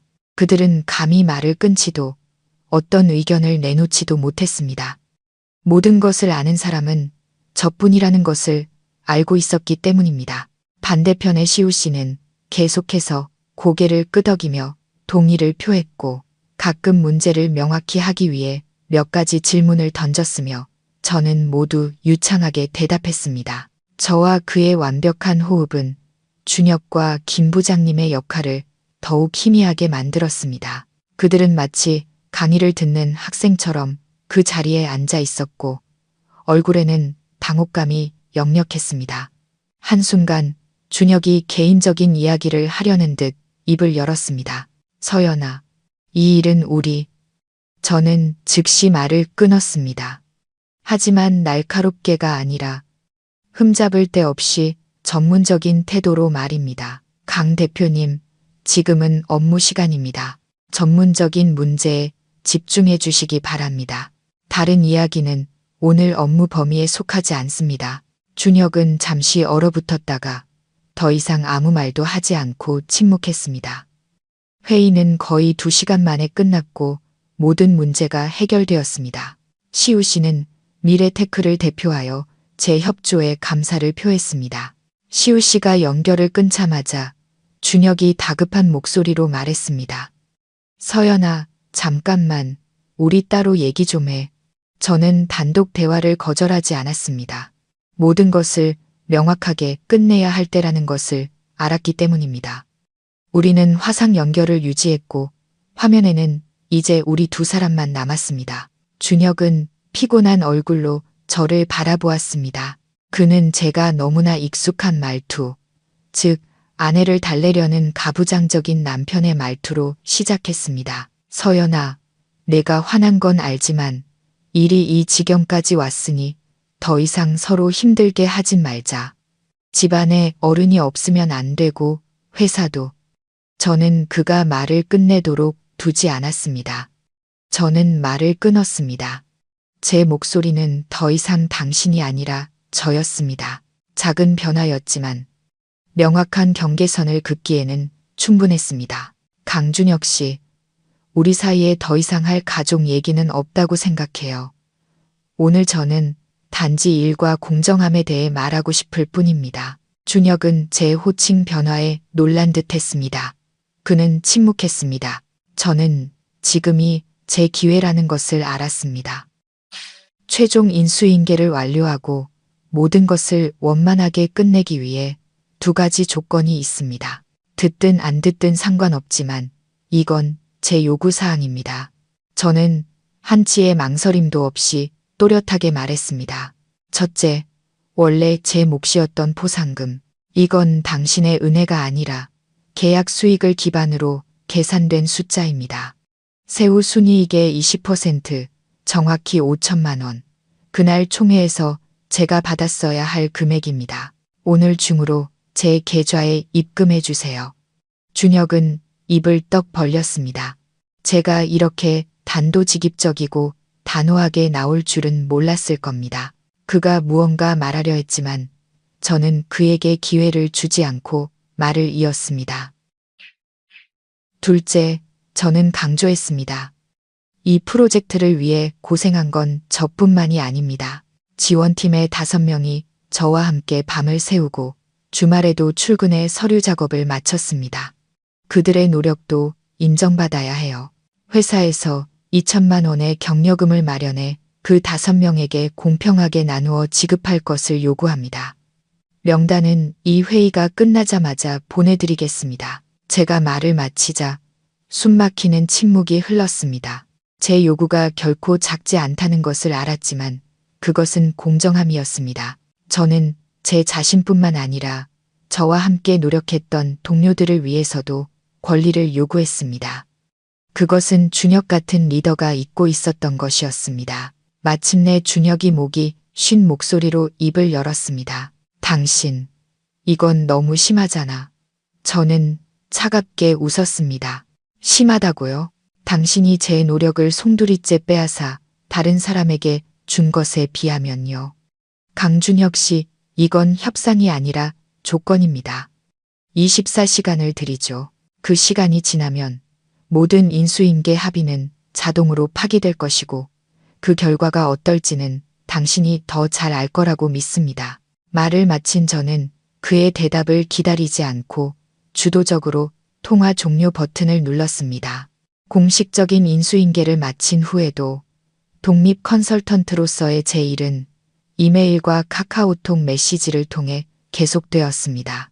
더 이상 회사에 출근할 필요도 따가운 시선을 마주할 필요도 없었지만 책임감은 여전했습니다. 그리고 저와 가장 자주 소통하는 사람은 다름 아닌 시우 씨였습니다. 우리의 대화는 처음에는 순전히 업무적인 것이었습니다. 그가 묻고 제가 답했죠. 모든 것이 명료하고 전문적이었습니다. 하지만 점차 저는 다른 점을 느끼기 시작했습니다. 시우 씨는 숫자나 조항에 대해서만 묻지 않았습니다. 그는 제가 어떻게 생각하는지, 어떻게 결정을 내리는지에 대해서도 관심을 보였습니다. 한 번은 제가 복잡한 방안을 설명한 후 그가 이렇게 메시지를 보냈습니다. 문제를 분석하시는 방식이 정말 존경스럽습니다. 많이 배웠습니다. 그의 칭찬은 빈말이 아니었습니다. 진심이었고 존중이 담겨 있었습니다. 그것은 어떤 목적을 동반하던 준혁의 칭찬과는 달랐습니다. 시우 씨와는 지성과 업무적 공감대를 바탕으로 한 연결고리를 느낄 수 있었습니다. 어느 날 오후 우리가 긴 통화를 마치고 발생한 문제를 처리한 후 시우 씨가 갑자기 조금 머뭇거리는 목소리로 물었습니다. 서연님, 괜찮으신가요? 그 질문은 너무나 갑작스러워서 저를 멈칫하게 만들었습니다. 아주 오랜만에 누군가 제게 그 질문을 해주었습니다. 준혁은 단 한 번도 묻지 않았습니다.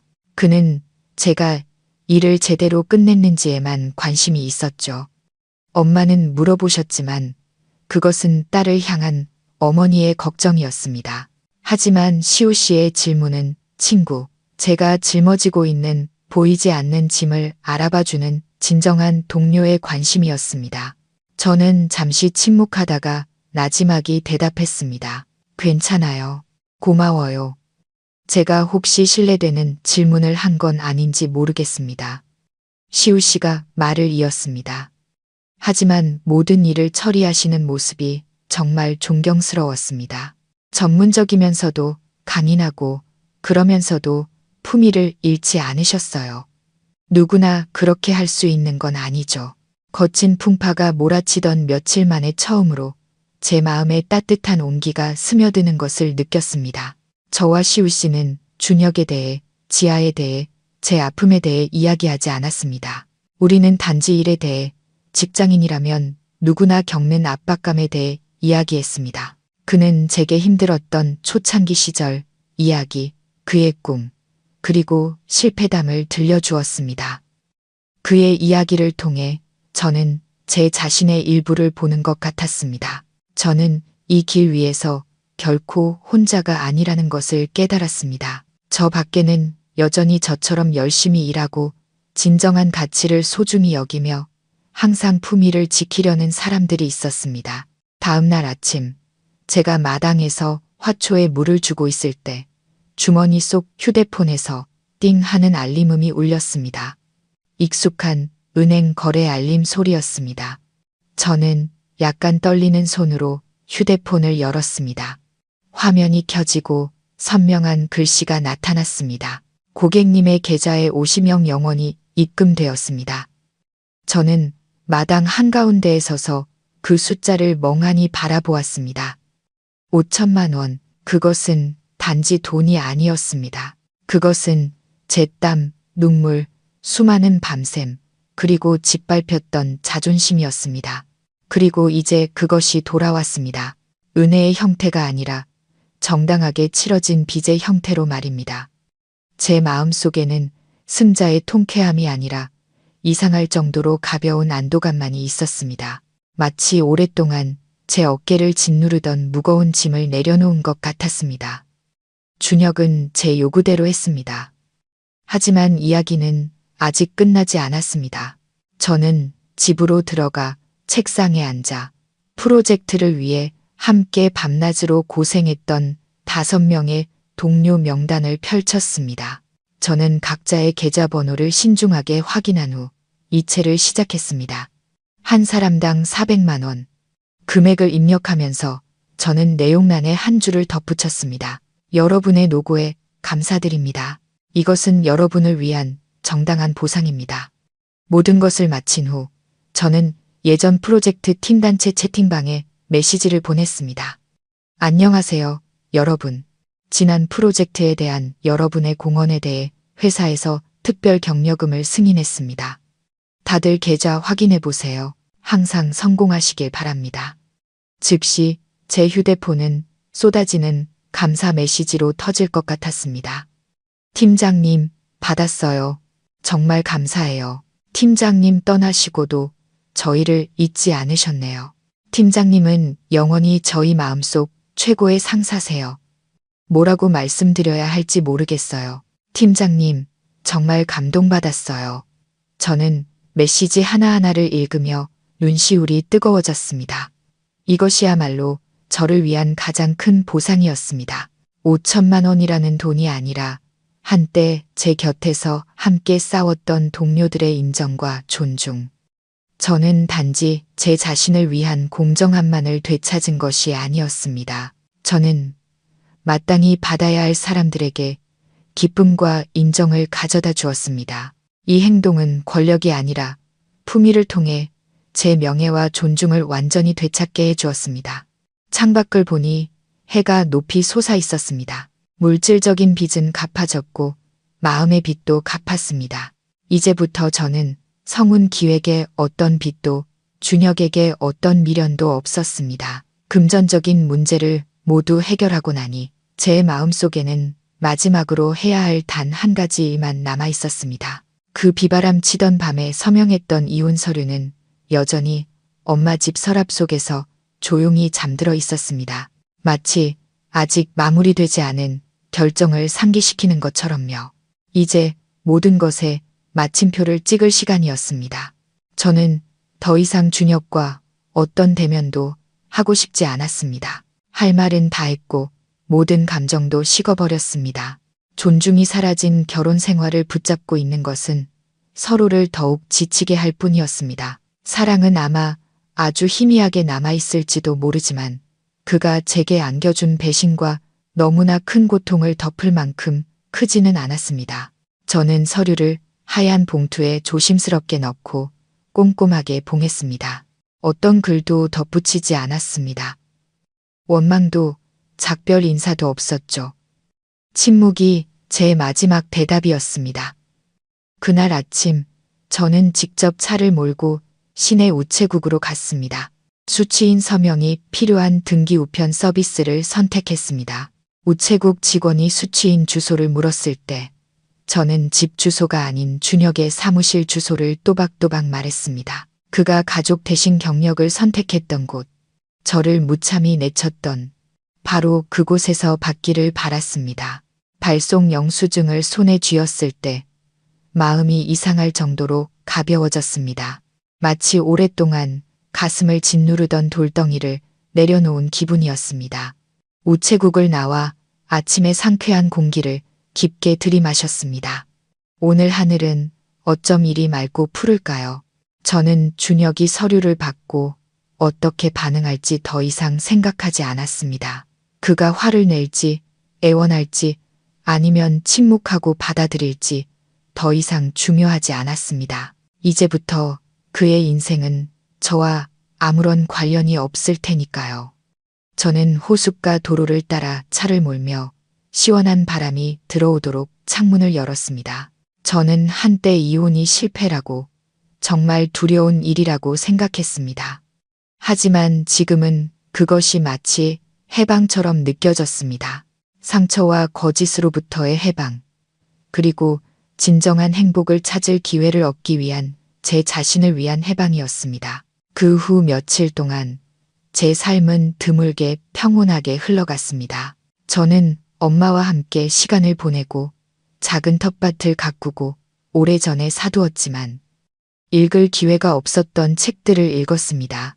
가끔은 최종 인수인계가 원활하게 진행되도록 시우 씨와 카카오톡으로 업무 이야기를 나누었습니다.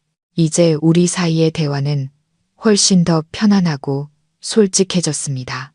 어느 날 저녁, 우리가 작은 기업이 대기업 파트너에게 접근하는 어려움에 대해 이야기하고 있을 때 시우 씨가 무심코 던진 한마디에 저는 깜짝 놀랐습니다. 저 밖에 있는 많은 작은 회사들이 서연님 같은 컨설턴트를 만난다면 정말 좋을 텐데요.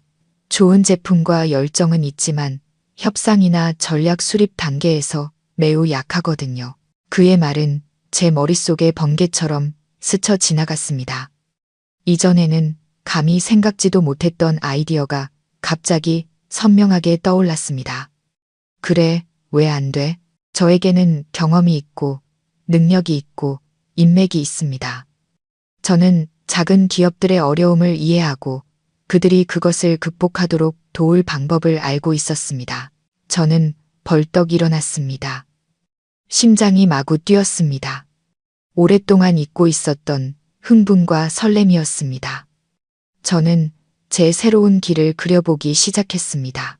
대기업의 성실한 직원이 아니라 제 사업의 주인이 되는 것. 중소기업의 연결, 협상 그리고 성장 전략 수립을 전문으로 하는 작은 컨설팅 회사를 차리는 겁니다. 불확실한 미래에 대한 두려움이 순식간에 사라지고 강력한 에너지가 그 자리를 대신했습니다. 5천만 원의 포상금과 제가 모아둔 돈이 제 창업 자금이 될 것입니다. 작은 사무실에서, 심지어 집에서 시작할 수도 있습니다. 가장 중요한 것은 저에게 열정과 명확한 목표가 있다는 것이었습니다. 이 아이디어는 단순한 사업 계획이 아니었습니다. 그것은 하나의 선언이었습니다. 제 경험과 능력을 낭비하지 않겠다. 과거의 아픔을 다른 사람들, 자신의 가치를 증명하기 위해 고군분투하는 사람들을 돕는 힘으로 바꾸겠다. 저는 서둘러 시우 씨에게 메시지를 보냈습니다. 고마워요, 시우 씨. 방금 계약서보다 더 귀한 걸 주셨어요. 그는 아마 제 말의 의미를 다 이해하지 못하고 그저 다정한 웃음, 이모티콘으로 답했을 겁니다. 하지만 제게 그의 말은 제 인생에 완전히 새로운 문을 여는 열쇠였습니다. 그날 밤 저는 잠을 이루지 못했습니다. 새 노트를 꺼내 미래의 회사를 위한 첫 번째 아이디어를 적기 시작했습니다. 오랜만에 처음으로 저는 과거를 생각하지 않았고 준혁을 생각하지 않았습니다. 제 마음은 밝은 미래, 제 손으로 직접 만들어갈 미래에 대한 그림으로 가득 찼습니다. 창업 초기는 바빴지만 희망으로 가득 찼습니다. 저는 대부분의 시간을 계획을 세우고 시장을 조사하고 서류 절차를 마무리하는 데 보냈습니다. 어느 날 오후 익숙한 카페에 앉아 회사 소개서를 작성하고 있을 때 성운 기획 영업팀의 옛 동료였던 정 대리에게서 메시지가 왔습니다. 제가 떠난 후에도 우리는 가끔 안부를 묻곤 했습니다. 팀장님, 지금 시간 괜찮으세요? 드릴 말씀이 있어서요. 메시지 속 그녀의 말투에는 호기심과 미안함이 섞여 있었습니다. 저는 괜찮다고 답했고 즉시 카카오톡 전화가 걸려왔습니다. 팀장님, 회사에 무슨 일 있었는지 아세요? 정 대리는 비밀스러운 목소리로 바로 본론으로 들어갔습니다. 그 지아 씨요. 강 대표님이 아끼던 그 여동생 징계받았어요. 듣자 하니 적지 않은 금액도 배상해야 한다더라고요. 저는 조금 놀랐지만 그다지 의외는 아니었습니다. 조용히 듣고만 있었습니다. 정 대리는 말을 이었습니다. 제가 떠난 후 준혁은 자신의 결정이 옳았다는 것을 증명하고 싶어서 지아에게 더 작은 프로젝트 연말 파트너사 선물 납품 계약을 맡겼다고 합니다. 단순해 보이는 일이었고 조금만 신중하면 되는 일이었습니다. 하지만 지아는 그마저도 망쳐버렸습니다. 그녀는 높은 수수료를 챙기기 위해 신뢰할 수 없는 업체에 주문을 넣었습니다. 그 결과 선물 세트 전체에 불량이 발생했습니다. 포장 상자는 벗겨지고 내용물은 조잡했죠. 선물을 받은 파트너사는 크게 분노했습니다. 그들은 주문을 취소했을 뿐만 아니라 이사회에 직접 항의 서한을 보내 모든 협력 관계를 끊겠다고 위협했습니다. 강 대표님, 엄청 화나셨어요. 정 대리가 말했습니다. 하지만 화가 나도 어쩔 수 없었죠. 이번 손실은 팀장님 계약만큼 크진 않지만 회사의 신뢰도에 직접적인 타격을 줬으니까요.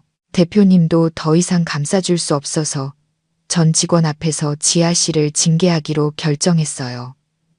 이제 그녀는 회사에서 아무도 말을 걸지 않는 외톨이가 됐어요. 이야기를 다 듣고 제 마음속에는 조금의 통쾌함도 없었습니다.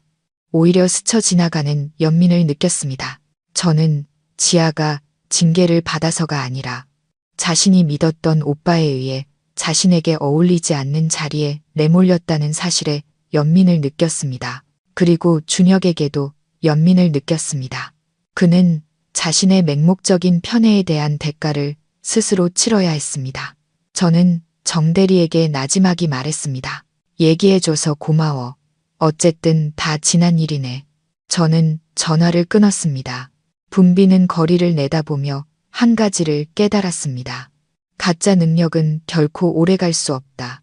인맥을 이용해 좋은 자리를 얻을 수는 있지만 그 자리를 지키려면 자신의 실력에 의존해야 한다. 지아는 아마 값비싼 교훈을 얻었을 것이고 준혁도 마찬가지일 겁니다. 그리고 저는 올바른 길, 진정한 노력의 길을 선택했기에 마음이 평온했습니다. 며칠을 동분서주한 끝에 마침내 모든 서류 절차를 마쳤습니다. 제 회사가 공식적으로 설립되었습니다. 저는 거창하고 화려한 이름을 짓지 않았습니다. 그저 제 모든 열정을 담은 소박한 이름을 지었습니다. 마음 컨설팅. 마음은 비즈니스의 진심을, 그리고 제 이름 서연의 연은 제게 다시 시작할 기회를 준 삶에 대한 감사를 의미하기도 했습니다. 저는 포상금과 저축액의 일부를 사용해 도심에서 약간 벗어난 건물의 작은 사무실을 임대했습니다. 사무실은 크지 않았습니다. 책상 하나, 손님을 맞이할 작은 소파 세트, 그리고 책장 하나가 겨우 들어갔죠. 하지만 햇살이 가득했고 창밖으로는 푸른 가로수가 보였습니다. 제게는 시작으로서 이보다 더 좋을 수 없었습니다. 개업식 날 저는 성대하게 파티를 열거나 손님을 초대하지 않았습니다. 그 작은 행사에는 저와 엄마뿐이었습니다. 그날 아침 엄마는 일찍 일어나셨습니다. 엄마는 붉은 팥 시루떡과 몇 가지 과일을 올린 작은 고사상을 정성껏 준비하셨습니다. 엄마는 사업가는 아니셨지만 전통적인 의식의 중요성을 아셨습니다. 무슨 일을 하든 정성이 있어야 하늘이 돕는 법이란다. 엄마는 떨리는 손으로 향 3개를 피웠습니다. 은은한 향이 작은 사무실에 퍼져나갔습니다. 엄마는 토지신 앞에 서서 무언가를 중얼거리며 빌었습니다. 저는 엄마의 깡마른 등을 바라보며 코끝이 찡해졌습니다. 엄마가 무엇을 비시는지는 잘 들리지 않았지만 그 기도 속에 저를 향한 모든 사랑과 희망이 담겨 있다는 것을 알 수 있었습니다. 고사가 끝나고 엄마는 돌아서서 제 손을 잡으셨습니다. 오랜 세월 고생하신 엄마의 손은 거칠었지만 이상하게 따뜻했습니다. 사업은 마음이 앞서야 실력이 따라오는 거란다. 정직하게 사업하고 내 마음에 부끄럽지 않으면 그걸로 된 거야. 엄마의 당부는 거창한 경영 철학은 아니었지만 제 마음속 깊이 스며들었습니다. 그것은 앞으로 제 사업의 지침이 될 것입니다. 저는 엄마를 꼭 껴안았습니다. 오랜만에 처음으로 아이처럼 약해지는 것을 스스로에게 허락했습니다. 엄마, 고마워요. 실망시켜 드리지 않을게요. 마음 컨설팅의 개업식은 그렇게 끝났습니다. 꽃도 샴페인도 의례적인 축사도 없었습니다. 오직 엄마의 사랑, 은은한 향내, 그리고 미래에 대한 강한 믿음만이 있었습니다. 처음 몇 주 동안 제 마음 컨설팅에는 손님이 거의 없었습니다. 저는 회사 소개서를 완성하고 간단한 웹사이트를 만들고 예전 인맥 몇몇에게 연락을 시작하는데 시간을 보냈습니다. 시작은 항상 어렵다는 것을 알고 있었고 마음의 준비를 하고 있었습니다. 저는 서두르지 않았습니다. 실력만 있다면 기회는 반드시 올 거라고 믿었습니다. 그리고 기회는 생각보다 빨리 찾아왔습니다. 어느 날 오후 낯선 번호로 전화가 걸려왔습니다. 지역 번호를 보니 부산이었습니다. 전화를 받자 수화기 너머에서 익숙한 목소리가 들려왔습니다. 서연님, 저 시우입니다. 심장이 한 박자 빠르게 뛰었습니다. 저는 애써 침착한 목소리를 유지했습니다. 안녕하세요, 시우 씨. 잘 지내시죠? 무슨 일로 전화하셨어요? 새 회사 설립을 축하드리려고 전화했습니다. 시우 씨의 목소리는 기쁨으로 가득 차 있었습니다. 웹사이트와 회사 소개서도 봤습니다. 매우 전문적이더군요. 회장님께도 보고 드렸는데 아주 인상 깊어 하셨습니다. 저는 감사합니다. 라는 말 외에는 할 말이 없었습니다. 하지만 시우 씨가 이어서 한 말은 저를 정말 놀라게 했습니다. 사실 축하만 하려고 전화드린 건 아닙니다. 저희 미래테크에서 몇 가지 새로운 프로젝트를 진행 중인데 장기적인 전략 컨설팅 파트너가 필요합니다. 검토 끝에 서연님의 마음 컨설팅보다 더 적합한 곳은 없다고 생각했습니다. 저는 제 귀를 의심했습니다. 미래테크, 제가 가졌던 가장 큰 고객 중 하나가 이제는 제 작은 회사의 첫 번째 고객이 되고 싶어 하다니. 시우 씨, 정말인가요? 너무 갑작스러워서 진심입니다. 서연님. 시우 씨가 단언했습니다. 저희는 단순한 컨설턴트를 찾는 게 아닙니다. 신뢰할 수 있는 파트너를 찾고 있고 그분은 오직 서연님 뿐입니다. 서연님의 정직함과 능력은 저희가 가장 존중하는 부분입니다. 회장님께서 그러셨습니다. 마음이 있는 사람과 일해야 큰 그림을 그릴 수 있다고요. 미래테크 회장님의 마음이 있어야 큰 그림을 그릴 수 있다는 그 말씀이 엄마의 당부와 어쩜 그리도 닮았을까요? 제 마음속에 뭐라 설명할 수 없는 감정이 솟아올랐습니다. 이것은 단순한 비즈니스 계약이 아니었습니다. 이것은 제가 선택한 길에 대한 더할 나위 없이 훌륭한 보증이었습니다. 제 품위와 노력은 마침내 정당하게 보상받았습니다. 바로 다음 날 저는 미래테크로부터 계약서 초안을 받았습니다. 매우 후한 조건의 장기 전략 컨설팅 계약이었습니다. 계약서를 보며 저는 제 마음 컨설팅이 더 이상 초기의 어려움을 걱정하지 않아도 될 거라는 것을 알았습니다. 이 첫 번째 고객은 제가 꿈에서도 감히 상상하지 못했던 시작을 가져다 주었습니다. 어느 주말 오후 중요한 회의를 마친 후 저는 호숫가 작은 카페에서 커피 한 잔을 마시며 스스로에게 상을 주기로 했습니다. 책을 읽으며 평화로운 분위기를 즐기고 있을 때 익숙한 인형이 카페로 들어섰습니다. 심장이 쿵 내려앉았습니다. 준혁이었습니다. 그는 혼자가 아니었고 어떤 파트너와 함께였습니다. 그는 제가 마지막으로 봤을 때보다 훨씬 늙어 보였습니다. 얼굴은 초췌했고 머리카락에도 흰머리가 몇 가닥 보였습니다. 그는 저를 보지 못한 듯 했습니다. 그들은 구석진 테이블을 선택했지만 제 자리에서는 그들의 대화가 어렴풋이 들렸습니다. 아무래도 성운 기획이 어려움을 겪고 있고 준혁은 파트너에게 투자를 철회하지 말라고 설득하고 있는 듯 했습니다. 저는 엿들을 생각은 없었습니다. 그저 조용히 책으로 고개를 숙이고 그가 저를 발견하지 못하도록 애썼습니다. 하지만 운명의 장난이었을까요? 대화가 끝나고 파트너가 떠나자 준혁은 제가 앉은 곳 바로 옆에 바로 향했습니다. 그는 블랙커피 한 잔을 주문하고 기다렸습니다. 바로 그때 그가 뒤돌아섰고 우리의 시선이 마주쳤습니다. 준혁은 얼어붙었고 손에 든 커피잔을 거의 떨어뜨릴 뻔했습니다. 그의 얼굴에는 당혹감, 어색함, 그리고 약간의 고통이 스쳐 지나갔습니다. 그는 잠시 망설이다가 제 테이블로 다가왔습니다. 서연, 그의 목소리는 쉬어 있었습니다. 저는 책을 덮고 그를 올려다보며 의례적인 미소를 지었습니다. 안녕하세요. 오랜만이네요. 제 평온함이 그를 더욱 당황하게 만드는 듯 했습니다. 그는 제가 권하지도 않았는데 제 맞은편 의자를 끌어당겨 앉았습니다. 요즘 잘 지내? 그는 정말 쓸데없는 질문을 했습니다. 네, 잘 지내요. 신경 써주셔서 고맙네요. 저는 답했습니다. 제 목소리는 여전히 일정한 거리를 유지했습니다. 우리는 한참 동안 침묵했습니다. 분위기는 극도로 어색해졌습니다. 마침내 준혁이 속삭이듯 작은 목소리로 입을 열었습니다. 나 미안해, 서연아. 모든 일에 대해서 뒤늦은 사과.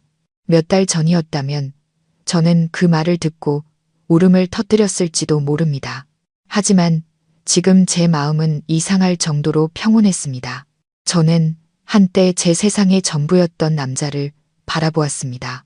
이제는 그저 얼굴 아는 타인일 뿐이었습니다. 제 마음속에는 더 이상 증오도 사랑도 없었습니다. 그저 평온함만이 있었습니다. 저는 살며시 고개를 저었습니다. 지난 일이에요. 다시 꺼낼 필요 없어요. 저도 이제 가봐야 해서요. 말을 마친 저는 일어나 테이블에 커피값을 올려놓고 뒤돌아 걸었습니다. 단 한 번도 뒤돌아보지 않았습니다. 그 사과가 진심일 수도 있다는 것을 압니다.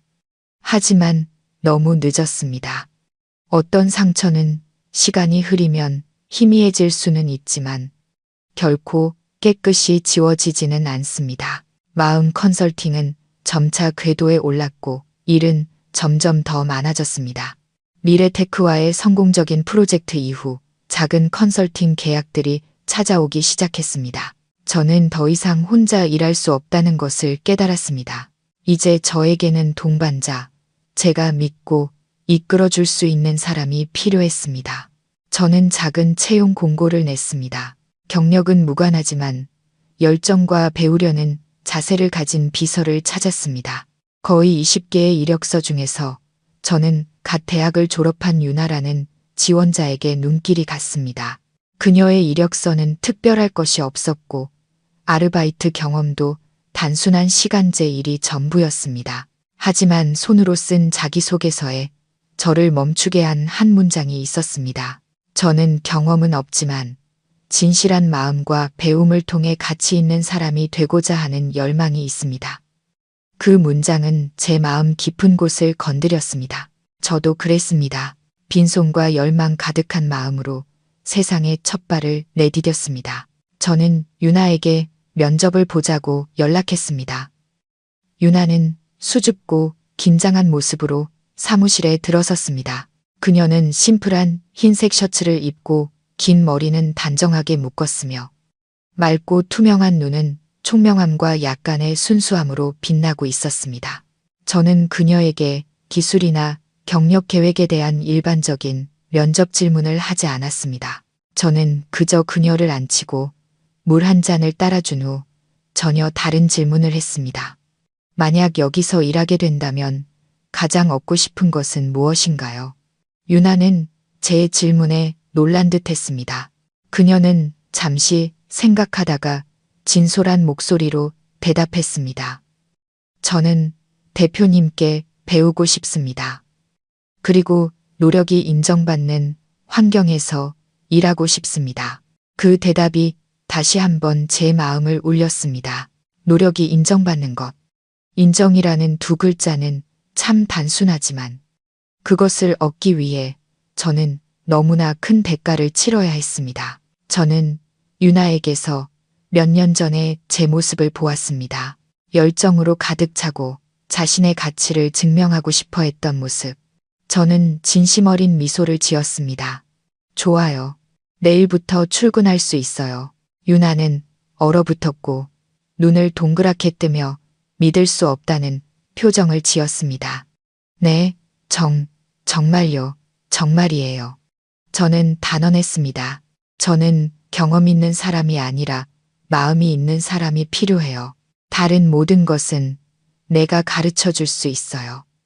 유나가 도우면서 일은 더욱 바빠졌습니다. 그녀는 똑똑하고 민첩해서 제가 한 번만 가르쳐 주면 문제를 파악할 수 있었습니다.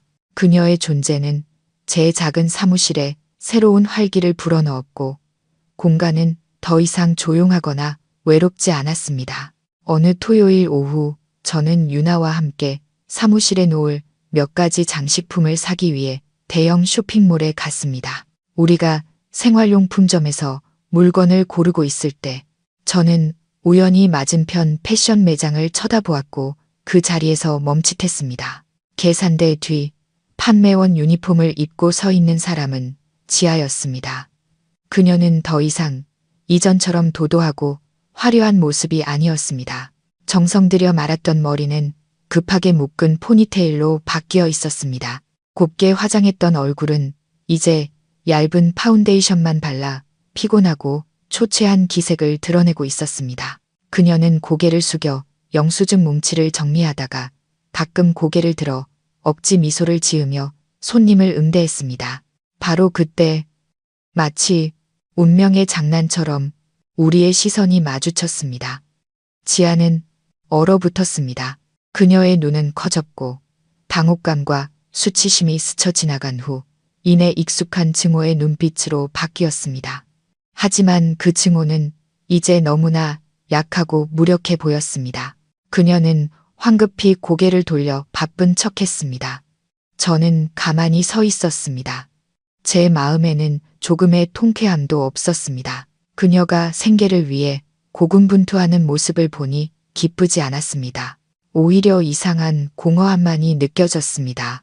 저는 준혁의 보호막이 사라지고 대표 동생이라는 꼬리표가 없어지자 지아도 그저 다른 사람들처럼 생계의 압박에 직면해야 하는 평범한 여자일 뿐이라는 것을 깨달았습니다. 저는 문득 이것이야말로 그녀의 진짜 삶, 특혜나 불합리한 특권이 없는 삶일지도 모른다고 생각했습니다. 그리고 이것은 아마도 필요한 교훈, 즉 인간의 진정한 가치에 대한 교훈일지도 모릅니다. 자신이 만들지 않은 것, 자신에게 속하지 않은 것은 조만간 지킬 수 없게 된다는 것. 대표님, 이제 가요. 다 골랐어요. 유나의 목소리가 저를 현실로 돌려놓았습니다. 저는 돌아서서 그녀에게 미소 지었습니다. 그래, 가자. 저는 유나와 함께 매장을 떠났습니다. 단 한 번도 뒤돌아보지 않았습니다. 그 스쳐 지나간 순간은 바람처럼 찰나였지만 과거는 정말로 뒤에 남았다는 것을 깨닫기에는 충분했습니다. 한때 저를 아프게 했던 사람들은 이제 더 이상 제 마음을 흔들 만큼의 무게를 갖지 못했습니다. 제 회사는 점차 새로운 고객들을 유치했습니다. 미래테크와의 계약으로 얻은 신뢰와 시우 씨의 소개 덕분에 마음 컨설팅은 어느 정도 자리를 잡을 수 있었습니다. 저와 시우 씨의 관계도 점점 더 가까워졌지만 여전히 친구이자 동료 수준에 머물러 있었습니다. 우리는 서로를 존중하고 이해했으며 그것은 제게 소중한 정신적 버팀목이었습니다. 어느 주말 저녁 우리가 중요한 보고서를 막 끝냈을 때 시우 씨가 제게 메시지를 보냈습니다. 오늘 저녁 시간 있으세요? 아주 좋은 라이브 카페를 아는데 파트너로서가 아니라 친구로서 초대하고 싶습니다. 그의 초대는 갑작스러웠지만 진심이 담겨 있었습니다. 저는 잠시 망설이다가 고개를 끄덕였습니다. 아주 오랜만에 저 자신만을 위한 저녁이었습니다. 카페는 도시의 큰 호숫가에 위치해 있었고 분위기는 아늑하고 낭만적이었습니다. 소박한 기타 소리와 아티스트의 따뜻한 목소리가 어우러져 편안한 분위기를 자아냈습니다. 저와 시우 씨는 야외 테라스의 작은 테이블에 앉았습니다. 호수에서 불어오는 바람이 시원했고 은은한 꽃향기를 실어왔습니다. 우리는 일 얘기는 많이 하지 않았습니다. 대신 삶에 대한 소소한 이야기를 나누었습니다. 시우 씨는 자신의 배낭여행 이야기, 늙으면 작은 서점을 열고 싶다는 꿈에 대해 말해주었습니다. 그리고 저도 처음으로 제 독서 취향과 꽃꽂이 취미에 대해 털어놓았습니다. 준혁은 단 한 번도 관심을 보이지 않았던 작은 것들이었죠. 따뜻한 노란 불빛 아래에서 저는 똑똑하고 겸손하며 항상 저를 절대적으로 존중해주는 남자 시우 씨를 바라보았습니다. 저를 보는 그의 눈빛은 참 따뜻했습니다. 탐색도 강요도 없었고 오직 진심만이 있었습니다. 그 후 호숫가를 따라 산책할 때 우리의 손이 우연히 스쳤습니다. 가벼운 접촉이었지만 제 마음을 설레게 하기에는 충분했습니다. 어떤 고백도 오가지 않았지만 우리 사이에 퍼지는 따뜻한 공감대를 느낄 수 있었습니다. 저는 행복이 때로는 거창한 것이 아니라는 것을 깨달았습니다.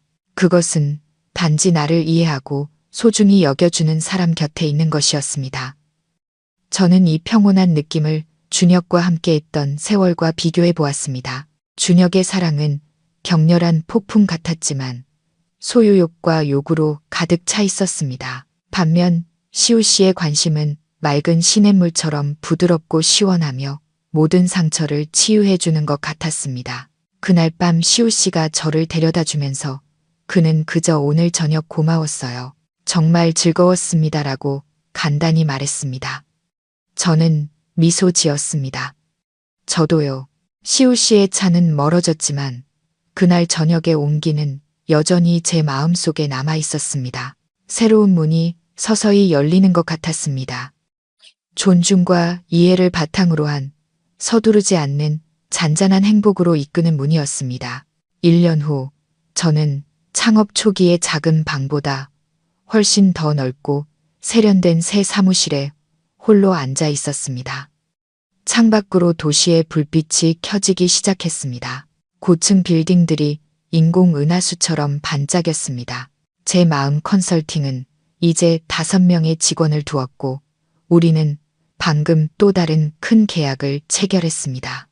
모든 것이 제가 원하던 방향으로 발전하고 있었습니다. 저는 연꽃차 한 잔을 따랐습니다. 은은한 향이 방 안 가득 퍼졌습니다. 저는 지난 1년 동안 제가 걸어온 길을 돌아보았습니다.